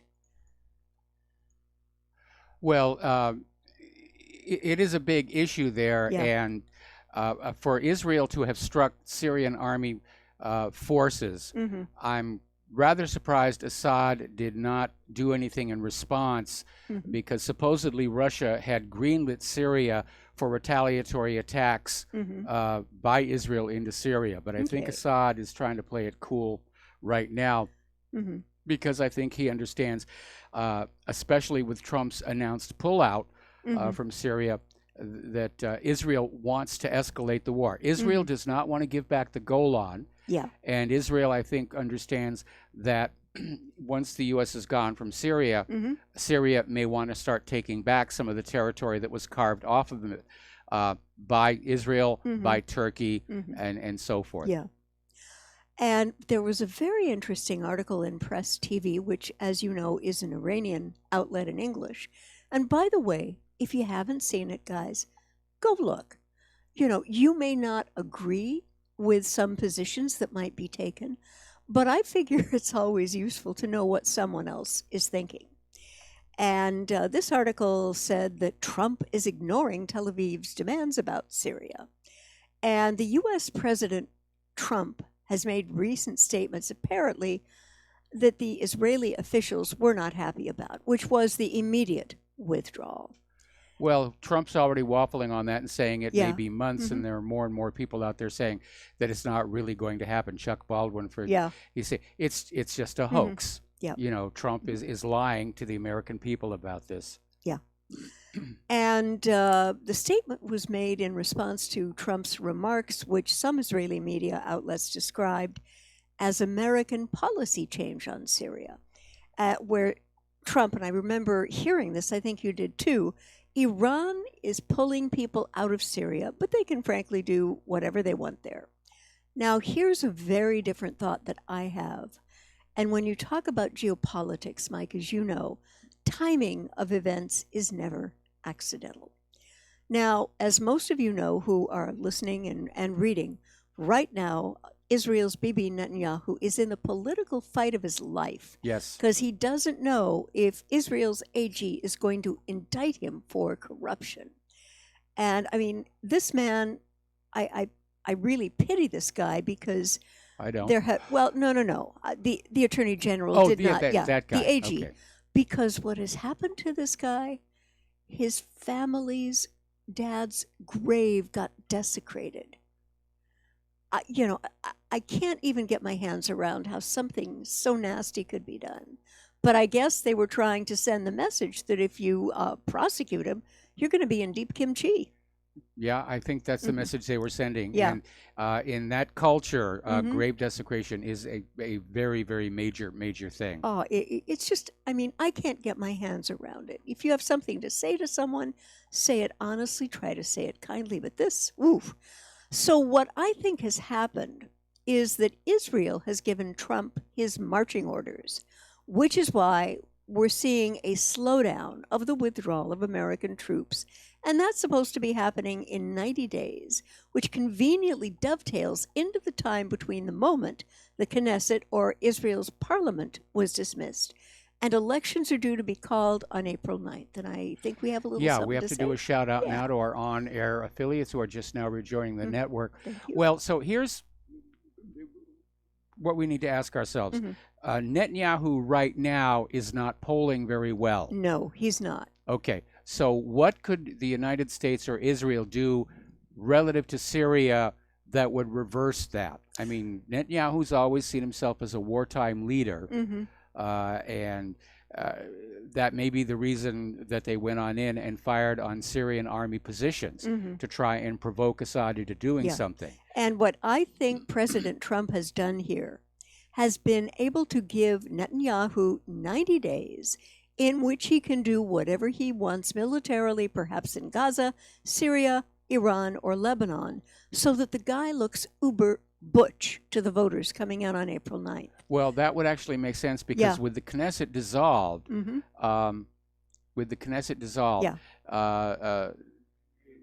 Netanyahu's appointed himself Minister of Defense Yes. when the previous gentleman resigned. Right. So Netanyahu's basically a one-person government. Yep. And he's being described as the king of Israel. And what I think we may be on the cutting edge of is a March-April Israeli surprise. The thing that he's got to think about, though, if any of these actions come off badly, he may well have sealed his fate at the ballot box. What Well, do it you depends think? on, Yeah. who sold the ballot box to him. If it's Diebold, Okay. he's got nothing to worry about. Of course here. not. Of course not. And there was a very interesting story in Sputnik. And there's a gentleman by the name of Kaiser who does a lot of writing and radio for them. And I respect what this guy has to say. And he's asking a question. What is behind the U.S. labeling China as a threat? And what if the trade talks fail? Now, we know that China can make cheaper goods and equipment. We also know that they're able to build telephonic devices that can't get spied on. And Michael Hudson was talking to Artis Max Kaiser, and he was making this prediction that if the negotiations do not go well, the world is going to split into two halves, and if the powers fail to settle their row. Well, back to a bipolar world and a Yeah. new Cold War. Yeah. And see, the thing is, apparently China manufactures its own chips, among other high technology equipment, making that kind of mission, i.e., spying, impossible. Well, that's a big part of what's going on with this Huawei. Oh, yeah. With the CFO. Yeah. NSA is very angry that the Mhm. Huawei cell phones, which are they're big sellers. Huawei Mhm. makes a lot of cell phones. They Mhm. may carry other companies' brand names on the outside, Mhm. but they're made by Huawei, and their encryption the NSA can't break. Yeah. And so Hudson was saying that China is making telephones and computer equipment that we can't spy on, and they're calling that a threat to the U.S. national security. I am hoping and praying that things at this meeting go well, guys, because if not, we could well be looking at the results of this fracturing world and in a world war.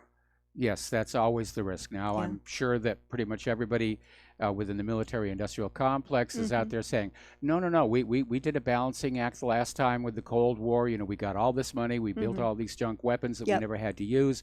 It was a huge scam, Mhm. and we can do it again. Well, that's not entirely true. There were a couple of near misses. Like there was one mechanical failure Mhm. that sent out the signal we were under Russian attack, and Oh, it got boy. within minutes of a counter launch before thankfully some human intervened and said, Yeah. no, this makes no sense. This is not happening. and Yeah. basically pulled the plug. Then, Mhm. of course, there was the Cuban Missile Crisis. Oh, yes. And again, for those of you who've seen the movie War Games, Mhm. that was based on an actual incident as well at Mhm. Cheyenne Mountain, where somebody fed a training tape into the computer system and didn't make the announcement it was a Oh, training exercise. Lord, yes. And everybody Yeah. thought they were under attack. Mhm. So there were near misses. And today, with all these computerized Mhm. systems, Yep. these computers could launch something unfortunate before humans even had a chance to intervene. Yeah. Which is what happened with the USS Vincennes shooting down that Iranian passenger jet Yep. and the accidental shoot down of TWA 800. Right, right. So I'm hoping that everyone stays calm and comes up with what I call a moral and financial win for both countries, because that ultimately is what's going to keep both countries alive financially and keep them busy. Unfortunately, we have too many players on the world stage, especially Mhm. here in the United States, whose Mhm. attitude is it is not enough that we succeed; everybody else must fail. Mhm. Which I think goes back to Attila the Hun. Yeah, something like that. Would like to also talk about China because of something that they're doing that is breathtakingly remarkable, but maybe not in a good way. And apparently, the government of China has been parading re-educated Uyghur Muslims on state TV to extol their prison camps. And previously, last year, China was just blowing this off. It's not happening. The Uyghur Muslims are just fine, yada, yada, yada, yada, deny, deny, deny. But apparently, there's been a lot of serious work. And now China is doing something so Western. It's ironic. It just makes you laugh. They're attempting to shift the negative to one that is a positive de-radicalization program. Well, one person's prison is another Uh-huh. person's educational center. Yeah. And again, there is so much propaganda being put on out there. Yeah. to demonize China. We have to be very, very cautious about what's going on. Oh, I agree. Now, we're already hearing in Europe where there are calls for de-radicalization centers for some of the more dangerous Muslims who are there. And it would actually make sense. What is China supposed to do? Allow these very violent, fanatical people to just roam free over the countryside? Can't be done. I agree. Okay. I agree. I mean, look at what's happened all over Europe. And how unhappy those people are. Yeah. So I'm sure that the U.S. is going to point at China and say, bad China, bad China. But again, the U.S. really is not in a position to criticize based on the internment camps of World War II. No. Which were all over the American West, and there was even one right here on the island of Oahu. And believe it or not, that whole project was under the command of General Patton.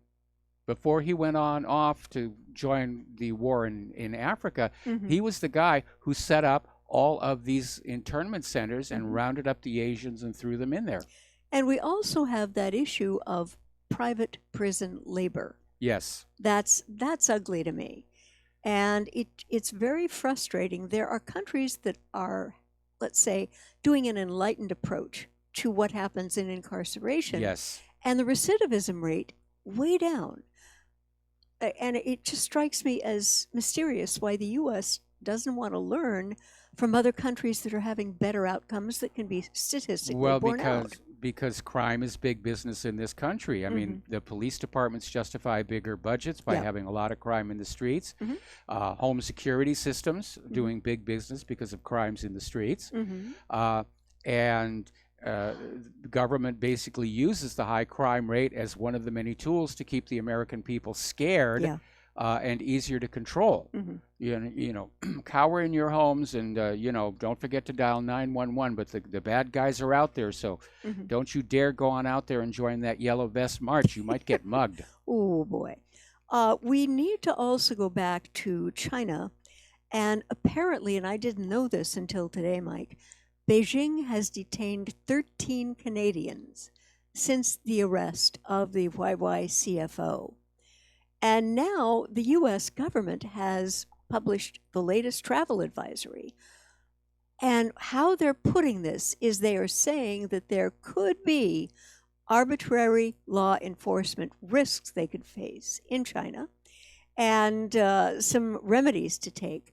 But you have to wonder why now, with trade negotiations set to begin in earnest next week, one would think that the U.S. wouldn't want to kick the hornet's nest. Although, in fairness, the DOJ's steady stream of indictments against Chinese government-sponsored hackers have continued, as has the prosecution of Huawei CFO Meng Wanzhou. Well, there are people who do not want the trade talks to continue. I mean, Trump basically is taking a very aggressive hardline posture with the Chinese. The NSA wants Huawei brought to heel and open up their encryption. And again, hostilities are building over there in the Western Pacific. And we're poking at the dragon. There was the arrest of the Huawei CFO. There's the sponsorship of Taiwan in support of Taiwanese independence. There's the continuing encroachments down there in the islands in the South China Sea. These are not the actions of a country that is seeking to restore peaceful relations with a foreign nation. It looks to me like the Canadian-Chinese relationships are just about as strained as are the U.S.-China relationships, nearly to the breaking point. But I'm hoping that some of the adults in the room in Beijing and Ottawa will get this sorted before more unhappiness ensues in both countries for this kind of behavior. I have to be honest, I think China erred in grabbing so many Canadians. I know they're trying to make a point saying, you're going to arrest one of ours because the CFO had not broken any Canadian laws. Right. Canada simply arrested her at the request of the United States. And they're getting ready to send her on down there. And that's a very dangerous precedent where any country on earth can ask any other country on earth to arrest somebody and ship them home. borders are supposed to be kind of solid against that sort of thing, unless there's a treaty of extradition. But again, Canada's arrest of the CFO really was illegal under Canadian law. She hadn't done anything. Right. Yeah. Yeah. And I think she and her husband own property in Canada as well. Oh, I yeah, believe they have so, a very yeah. nice house. Well, she was regularly traveling back and forth, on Wowie business. And yes, they have a very nice property there. I think it's in Vancouver. Okay. And the husband is still there, I think. Yeah. Actually, she's there now. She's not in jail anymore, but she is wearing an ankle bracelet subject to 24-hour monitoring. But again, these are not the actions of a government that wants to be friends with China. It's one provocation after the other, after the other. And again, the arrest of the CFO of Huawei may not have come from the Trump administration itself, but been initiated by the NSA. Wouldn't be the first time a government agency's gone rogue to say, we need to do X, Y, Z. Right. And at this point, I have to say, Trump does not feel like he's really in charge. And I think that's one of the reasons why we have Chuck Schumer and Nancy Pelosi are out there with this border wall thing, trying to basically establish a new pecking order with themselves at the top. And this gets back to that ridiculous interview Nancy Pelosi did in the New York Times in which she claims, erroneously I might add, that the Constitution states that the Speaker of the House is the equal to the President, which it does not. What Constitution was she reading? I have no idea. It's not the one that I have here. We got to take a break for commercials, and we'll be right back.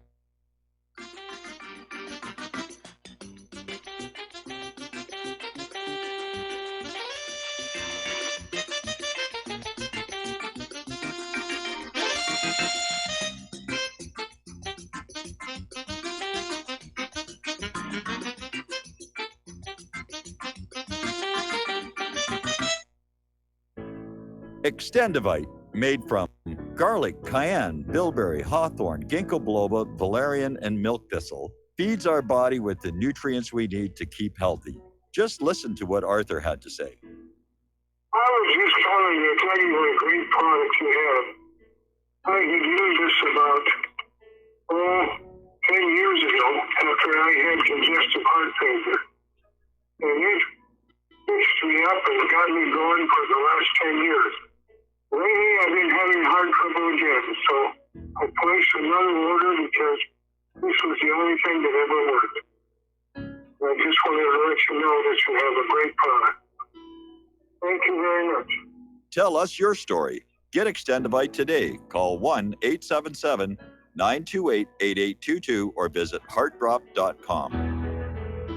Extend your life with Extendivite. Folks, we're living in a world the likes of which we've never perceived any clearer than we do now. The plan for global governance has been in the works for generations and would have likely been achieved by now, but for the fact that the globalists left open their Achilles heel. With all their tools, Federal Reserve System, fiat currency, no child left behind, and then Common Core education introduced to our schools to dumb us down, vaccines, pharmaceuticals to lobotomize us, GMO foods, insertion of compromised or bought and paid for politicians, judges, mainstream media propaganda, all pieced together like a puzzle designed to ultimately bring the world under submission. But with all their strategy, they forgot one thing: knowledge. And knowledge is power. With knowledge, their bombardment is nullified. Folks, with that, as brilliant and knowledgeable as you've become, among the wisest audience of any radio audience in the world, and you are, I want you to take a moment to reflect and ask yourself, how much of that knowledge did I obtain from Republic Broadcasting Network? How high has my consciousness been raised since I've been a listener? How fast am I now able to discriminate truth from fake news by being a Republic Broadcasting listener? How clear am I now able to see the world since I've been listening to RBN? Ask yourselves those questions, folks. Then ask yourself, what is that knowledge worth to me? Like my morning coffee, how would I survive without it? A voice of truth in a sea of lies. Do we not all need to make sure it survives? Like public broadcasting, we are now finding we can only survive with listener support. Censorship, advertisers being attacked, truth itself being attacked. It's the only way through this. We at Republic Broadcasting humbly ask you to become a supporter. Look at your budget and make a determination of what Republic Broadcasting is worth to you and what you can afford on a monthly basis. go to republicbroadcasting.org and pledge 20, 30, 40, 50, if possible, 100 a month or more if it's affordable. Click the donate button and become a regular monthly donor. Assure both us and yourself that Republic Broadcasting truth will continue to flow like that morning coffee. The network thanks you.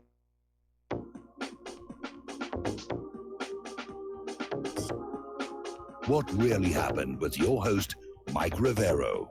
Join Mike on the air. Call toll-free 800-313-9443. 800-313-9443. And aloha, America. Welcome back to our show here. And we're going to go ahead and try and take a phone call here from Ken in Fort Worth. Aloha, Ken. Welcome to the show. What's on your mind? Howdy, howdy. Hey, Smedley Butler had a book called, or he has a book called, whoa, if I can read it. War's a Racket. Yeah, that's it. And also, there's a book called Plot to Seize the White House by Jules Archer about him. Yeah. And that tells everything you need to know about him. And anyway, there's two of them out there floating around anyway. You pick up. Well, we've I think War's a Racket is actually on the web, and you can hunt it down and read it there. It's actually not all that long. It's more of a treatise than a book. But yeah. Smedley Butler basically spent his life in the Marine Corps, started at the bottom, worked his way on up to become a major general. At one point was in charge of training for the entire Marine Corps. And he never did or said anything political. He just played by the rules. But once he retired, he looked back over his career and realized what it was he'd really been doing. And that's when he wrote War's a Racket. Pardon me. Yeah, good point. Trying to think. He was a major in 1900. Yes. And it sounds like they were going to have a plot to steal, take over the White House, and he stopped it.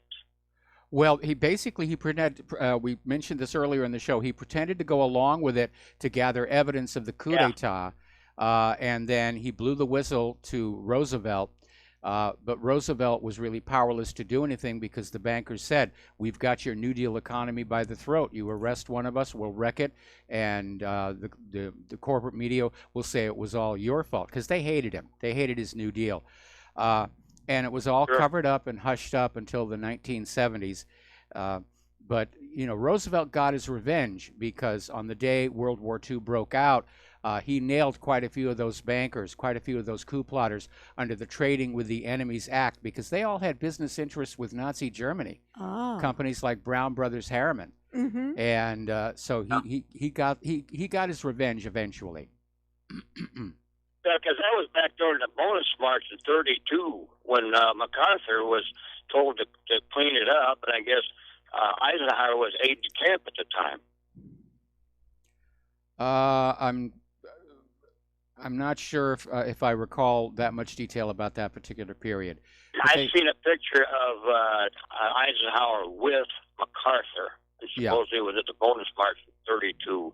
Anyway, snoop around. You can hunt some of that and find some of that stuff out. Well, I have, unfortunately, a sincere desire to focus on things that are happening right here and now because I don't want to see a mushroom cloud out that window over there, which is looking, sadly, more and more likely. Anything else? Well, I'm going to tell you one more quick thing. You know that Pocahontas wants to run for president, right? Yes, Warren. Elizabeth Warren. Yeah. Right, yeah. Anyway, the New American Magazine has a Freedom Index. And time ago, she got 0, and Ted Cruz got 92.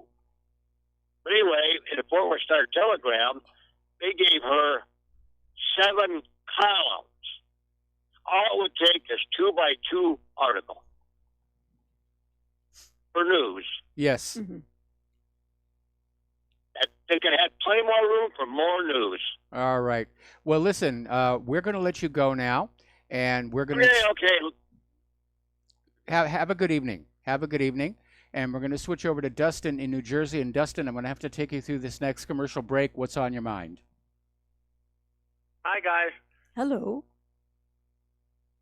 Brown and Harriman, Union Bank, Prescott Bush. That's where they got their fortune from. Yeah. Nazi war machine. Yep. Great bushes, huh? Yep. What a joke they are. Oh. Yeah. And the But in a Clintons, bad they way, get it from yes. death and destruction. Man, And the drug I don't trade. know how you guys. Yeah, Mike, I don't know how you guys put up with it. I mean, it's just like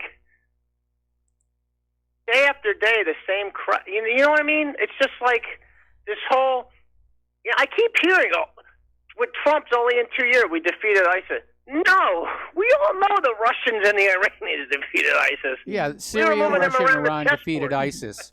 You know, the only thing that happened is that the United States, which was caught supporting ISIS, had to cut off that support because it was becoming an international embarrassment. Yeah. And one other answer I would share with you, Justin, we know for whom we are fighting, all of us, in the most peaceful and logical way.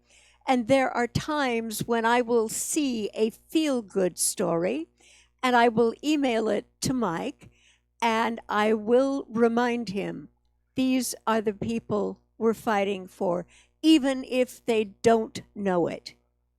So that's sort of where my headspace is. Yeah, that's pretty much it. And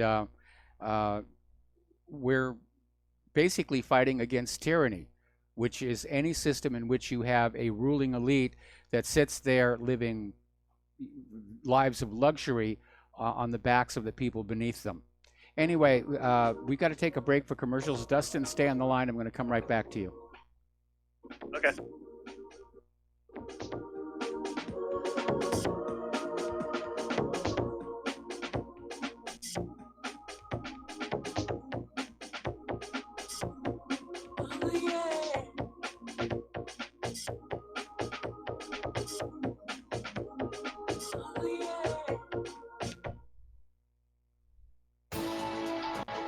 You are tuned in to the Republic Broadcasting Network. Visit our website by going to republicbroadcasting.org.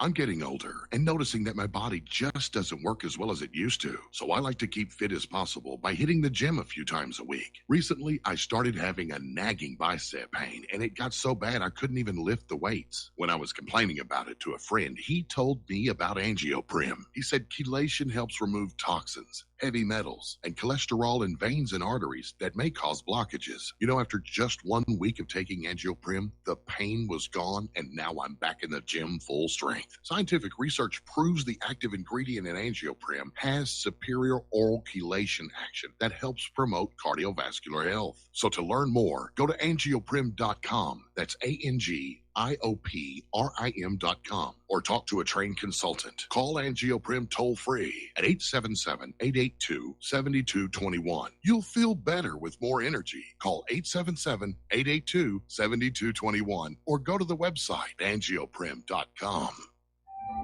Did you know that neither the American Medical Association nor the American Bar Association were established to benefit the American people? Have you recognized that in our country, healthcare has little to do with health, and that our court system has nothing to do with justice? The priests of both medicine and law have been incentivized to implement a dark agenda on behalf of the Bilderbergers and their ilk.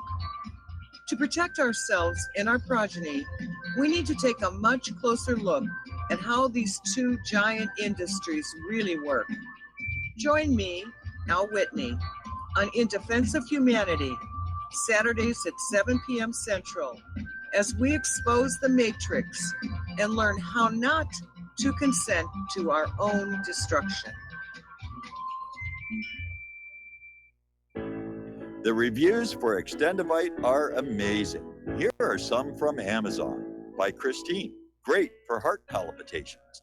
By Anne, before I started using this product, every afternoon my ankles and my hands would be swollen. That doesn't happen anymore. So if that part of their advertising is true, I have to assume that the rest of it is also. Not to mention that when I had my yearly blood test, only a few weeks after beginning to use this product, my cholesterol had dropped over 30 points. I'm going to continue to take it. By Croc, I love this product. It really works. By Brad, Works great, thank you. Tell us your story. Get your Extendivite today.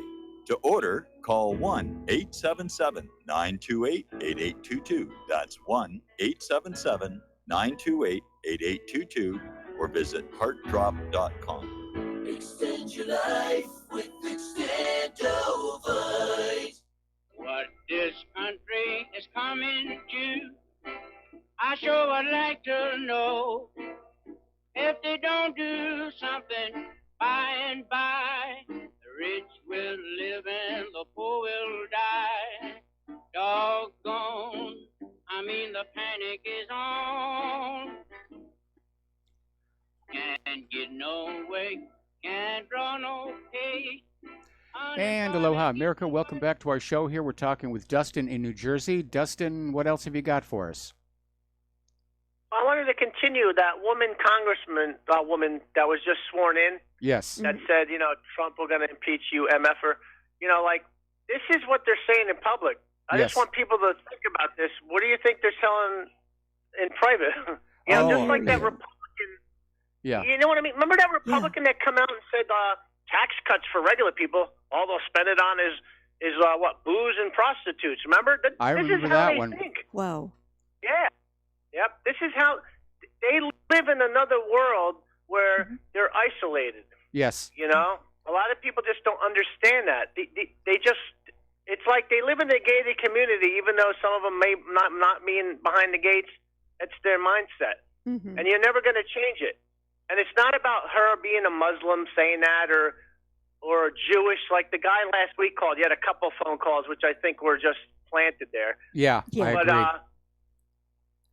It's an ideology of like neoliberal, neocon globalism. Mm-hmm. They believe in this ideology, and it's like, and unfortunately, the serfs. That's what we are. The serfs. Yes. Have to deal with the brunt of this crap. You Yeah, know? we're expected to work and produce the wealth, and they just take it, and then they play their little games with it. That's tyranny. Yep. Oh, Claire, on the Uyghur thing, I told Mark from North Carolina about this.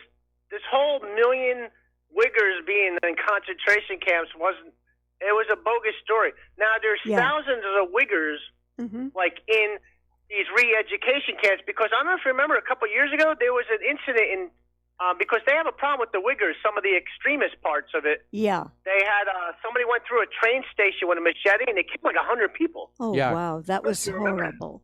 Yeah. I hear you on that. But it's kind of interesting that the Chinese government is trying to change the focus from being incarcerated to learning new emotional and social skills, which well, they may not very be a bad well thing. be doing that. Yeah, they may very well be doing that. Remember, everything. Well, it all depends. I mean, you're never going to change a fanatic.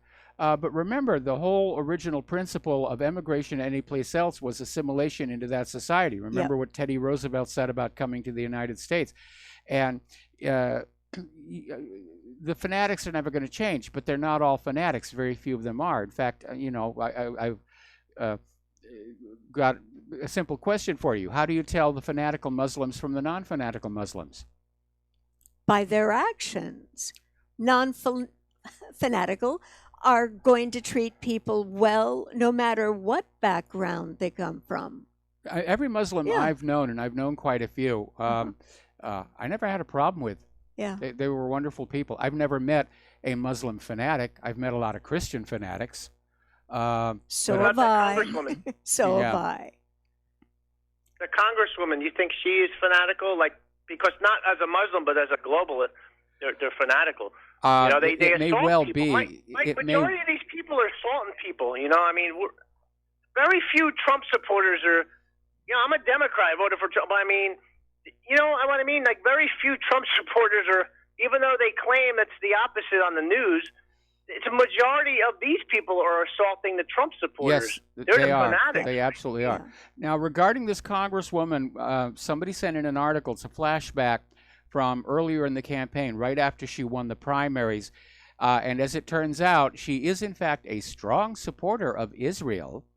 and it supports increased military funding for Israel as well. So that's, we see your true colors shining through. Definitely. We see your true colors shining through. Hey, Mike, if she said this about King Salman in Saudi Arabia, she Yeah. would have been stoned to death, right? Well, a lot of people seem to think so, yes. And it's just sad, all these people, the neocons, neoliberal, they all are on the war for all the wars and also arming the jihadists. The same with Germany, in Britain, France, Trudeau in Canada. They bring them back, the white helmets. It's the same group of people. I mean, they're insane. Yep. I mean, I don't know what else to say about it. It's like, it's like bizarro world. And Well, it's going to get worse. That was my 2019 prediction. Okay, these jihadi groups need to understand something. The United States, or the Western powers in general, will support them and train them and arm them only so long as they're useful. And then after they're no longer useful, they're going to be dropped and abandoned. And it's certainly not the first time this is going to happen. That's a lot of what's going on in Syria. These jihadi groups who are getting wiped out now by the Syrian army, and Russia and Iran are being wiped out because their support lines have been cut off because of the change in U.S. policy in Syria. And like I said, not the first time in history it's happened. But I wish some of these groups like the White Helmets would realize they may be friends today, but that does not make them friends tomorrow. And then, Mike, real quick, China with Huawei, you hear all like the talk. Remember how the stock market was tanking because of Apple? Apple can't compete with Huawei. Remember, I saw a lot of analysts saying Apple needs to drop their prices because of Huawei, and 5G and all this other stuff. Yeah. It's all about economics. Yeah. It's not about national security. Is about economics, right? That's what it comes down to. Everybody can look at any aspect of our society and say it's a threat to national security, a threat to the dollar, the de-dollarization. That's a threat to our national security. Communications we can't intercept is a threat to our national security. The heavy snow coming down from the north is a threat to our national security. It's a very loosey-goosey term that's used for pretty much declaring anything to be a crisis without having to justify the actions that follow. Every time the government wants to cover something up, they just come in and say, oh, it's national security. That's the magic word that says back off and don't touch. You're in, terra incognita. Isn't it amazing? The stock market is going crazy because we got low Hispanic. They use the same thing. We had low black, unemployment. It's all bogus numbers. The unemployment rate we is know high. it is. We know. Were you listening to the show earlier? Because we talked about how looking at the futures markets last night, it was obvious somebody was doing a push-up. Gold was being dumped. Futures were being bought. That's where it all came from. It's manufactured. It looks beautiful, and I'm sure the money junkies are going to go to bed happy tonight. But it's an illusion.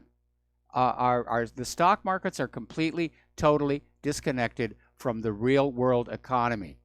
But the corporate media and the government are going to go on using those stock market numbers as a banner to wave in front of your eyes to say, see, the economy's doing really good. And if you're going hungry or homeless or whatever, it has to be your fault. You can't blame the government or the bankers for your impoverishment. Well, yeah, that's who's impoverishing us. Mike, if Apple was doing so great here, how come they're based on what China is buying Apple phone-wise? How come they weren't basing on what Apple phones are selling here? They're selling more Apple phones in China, which means our market is either saturated or nobody's buying the phones here. So China slowed down, so that's why Apple's tank stock, right? Well, no, it's a blame China situation. I mean, Apple iPhone sales with the iPhone 10 were down all across the globe. Tim Cook absolutely misjudged what was going on in the world. He just thought that because loyal Apple customers had always upgraded to the latest phone every time they came out with a new one, they would do so again. But given the economic realities, people are they're hanging onto their old iPhones. In some cases, there are small businesses starting up that will repair the older iPhones, keep them running for you. And people are choosing to go in that direction. The iPhone 10 was a huge jump in price up to like $1,000, and it really didn't provide any significant innovations to make our lives better. Yeah, they had the Animojis and that little face camera, but there wasn't really a whole heck of a lot that justified that additional money. And the days of buying the latest and greatest tech just to be able to say, I bought the latest and greatest tech, those are gone for the foreseeable future because people just don't have the money. And nobody used 99% of those applications on there. Well, I noticed that when I got my first iPhone. The first month there, I was playing with everything, and I do have a lot of apps I use, like the weather radar and stuff like that. Anyway, Dustin, got to let you go here. We've got another caller waiting patiently on the line. We're getting close to the end of the show.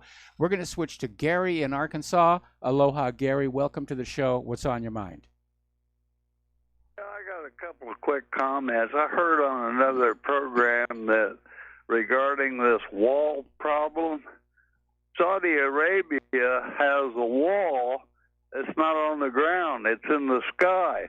They lined the border with these balloons with all high-tech equipment in them that have a footprint of 200 miles. Yes.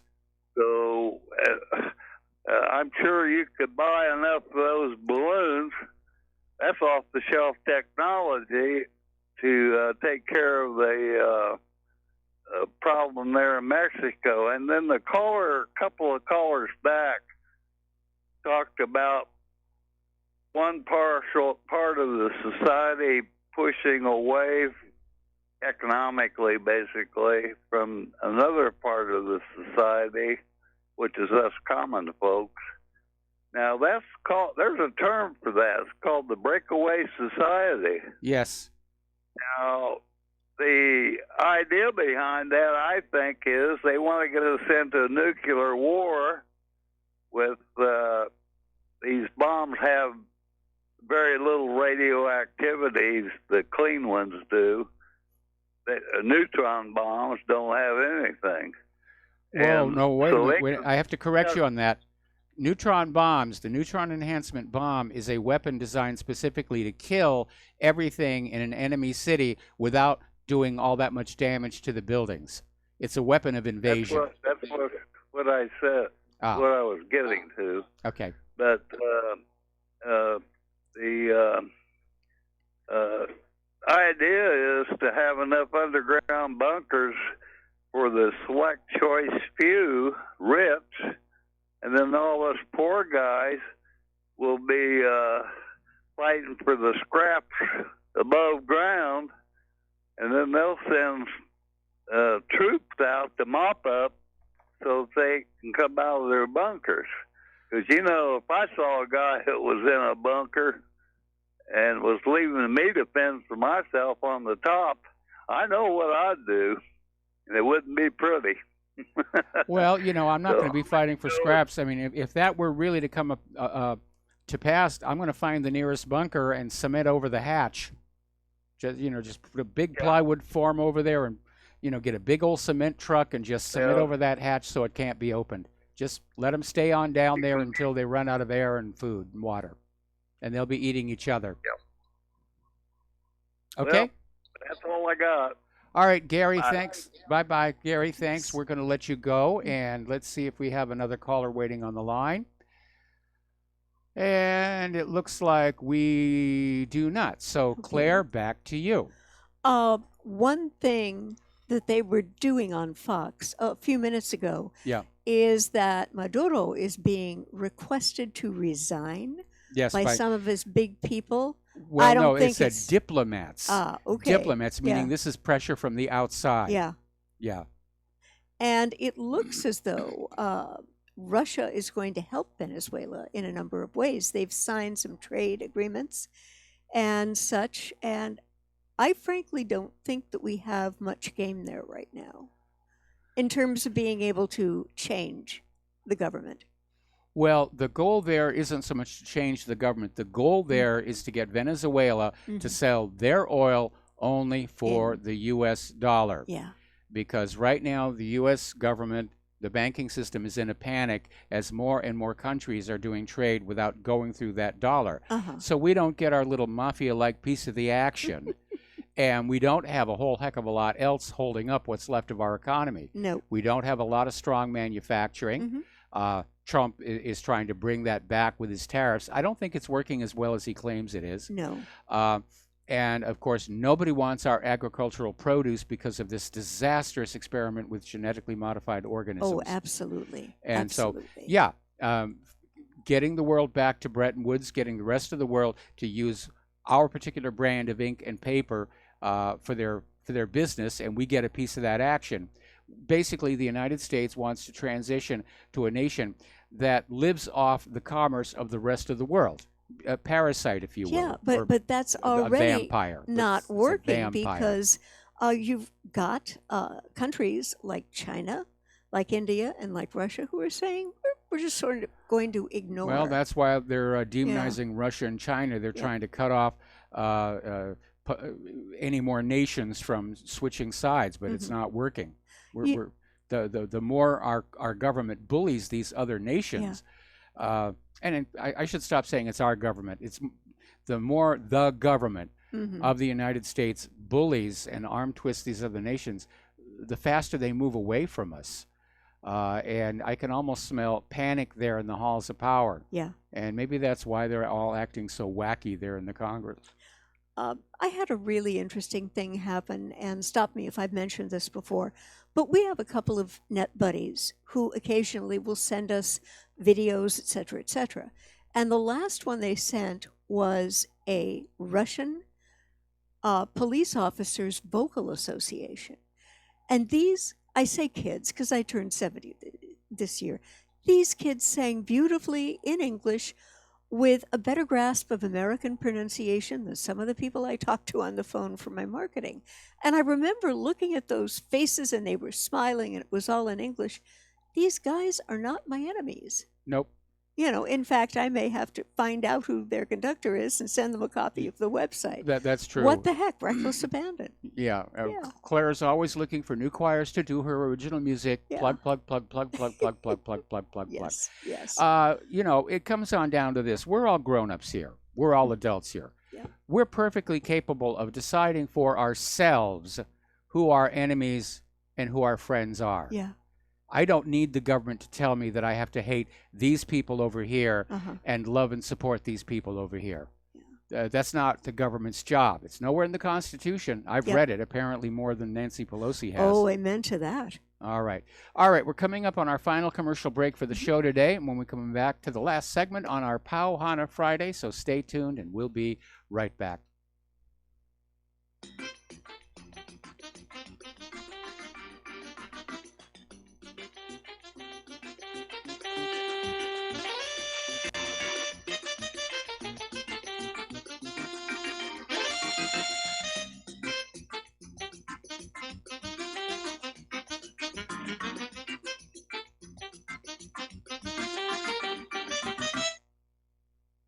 Homeowners, are you in foreclosure, expecting to be served with a foreclosure lawsuit, or suspect your lender has coerced you into an illegal mortgage transaction?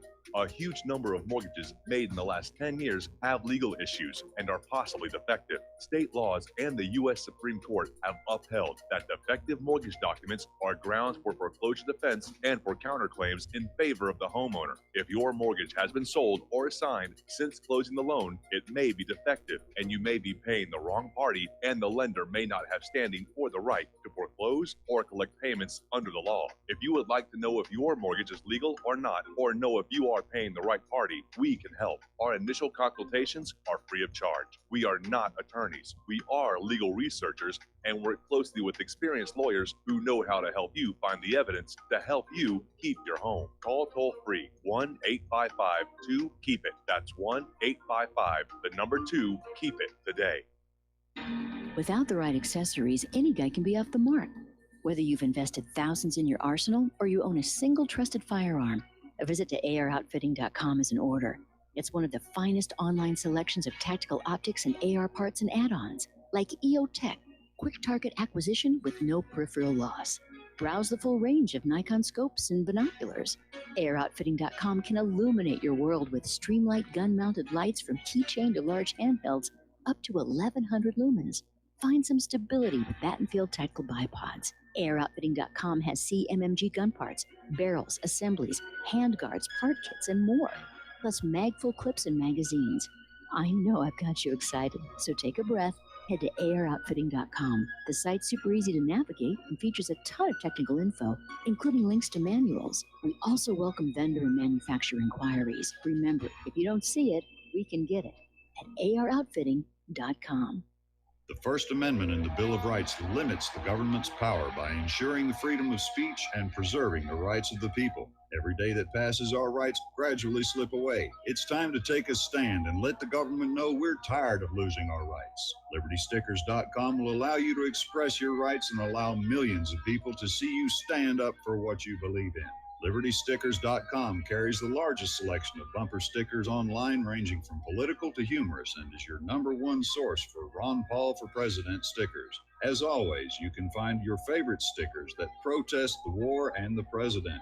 Don't see what you're looking for? Liberty Stickers will custom make stickers that will let you get your message across for all Americans to see. Go to LibertyStickers.com and see pre-made stickers that will get everyone talking. That's LibertyStickers.com or call 877-873-9626. Liberty Stickers, the world's most dangerous stickers. What this country is coming to, I sure would like to know. If they don't do something by and by, the rich will live and the poor will die. Doggone, I mean the panic is on. Can't get no way, can't draw no. And aloha, America. Welcome back to our show. Final segment on this Pow Hana Friday program, and been a bit of a doozy. Look, this is our first week of 2019. Everyone's always walking around saying Happy New Year, but so far it's looking pretty much like the old year. Yeah. Yes, there was a change in the leadership of the House of Representatives, and as so many of the callers today have commented, their behavior it's embarrassing to the American people. From that new congresswoman who you said we're going to impeach the MF, referring to Donald Trump, to Nancy Pelosi and the leadership, the very first things they do, with all the problems we have in this country, the first things they do, they go after Donald Trump. They pass that spending bill that they know is a non-starter because they're grandstanding. They want the media attention. They're hoping that the media is going to convince the American people to call into Trump and say, please, please abandon the wall. We love our illegal immigrants and our migrants. We love being raped, and we love all these new contagious diseases we've never seen before. It's a thrilling adventure to come down with scabies. And I don't know that that's going to work. The polls are showing the American people overwhelmingly want that border sealed. They want the illegal immigrant problem solved. And that means sealing off the border and deportations. Yeah. Because these people are not supposed to be here. They are here illegally, and that's the word you have to keep in your mind. Illegal. They are illegals. They have broken the law. The instant they set foot across that border without the permission of this country, without the permission of the American people, for that matter. Oh, absolutely. They're criminals. Mm-hmm. And we already have enough criminals in our society and in our government. Yes. So, absolutely. But at this point, it's very obvious that we have the irresistible force hitting the immovable object. And again, this is no longer about immigration or the economy or the budget or humanitarianism or anything.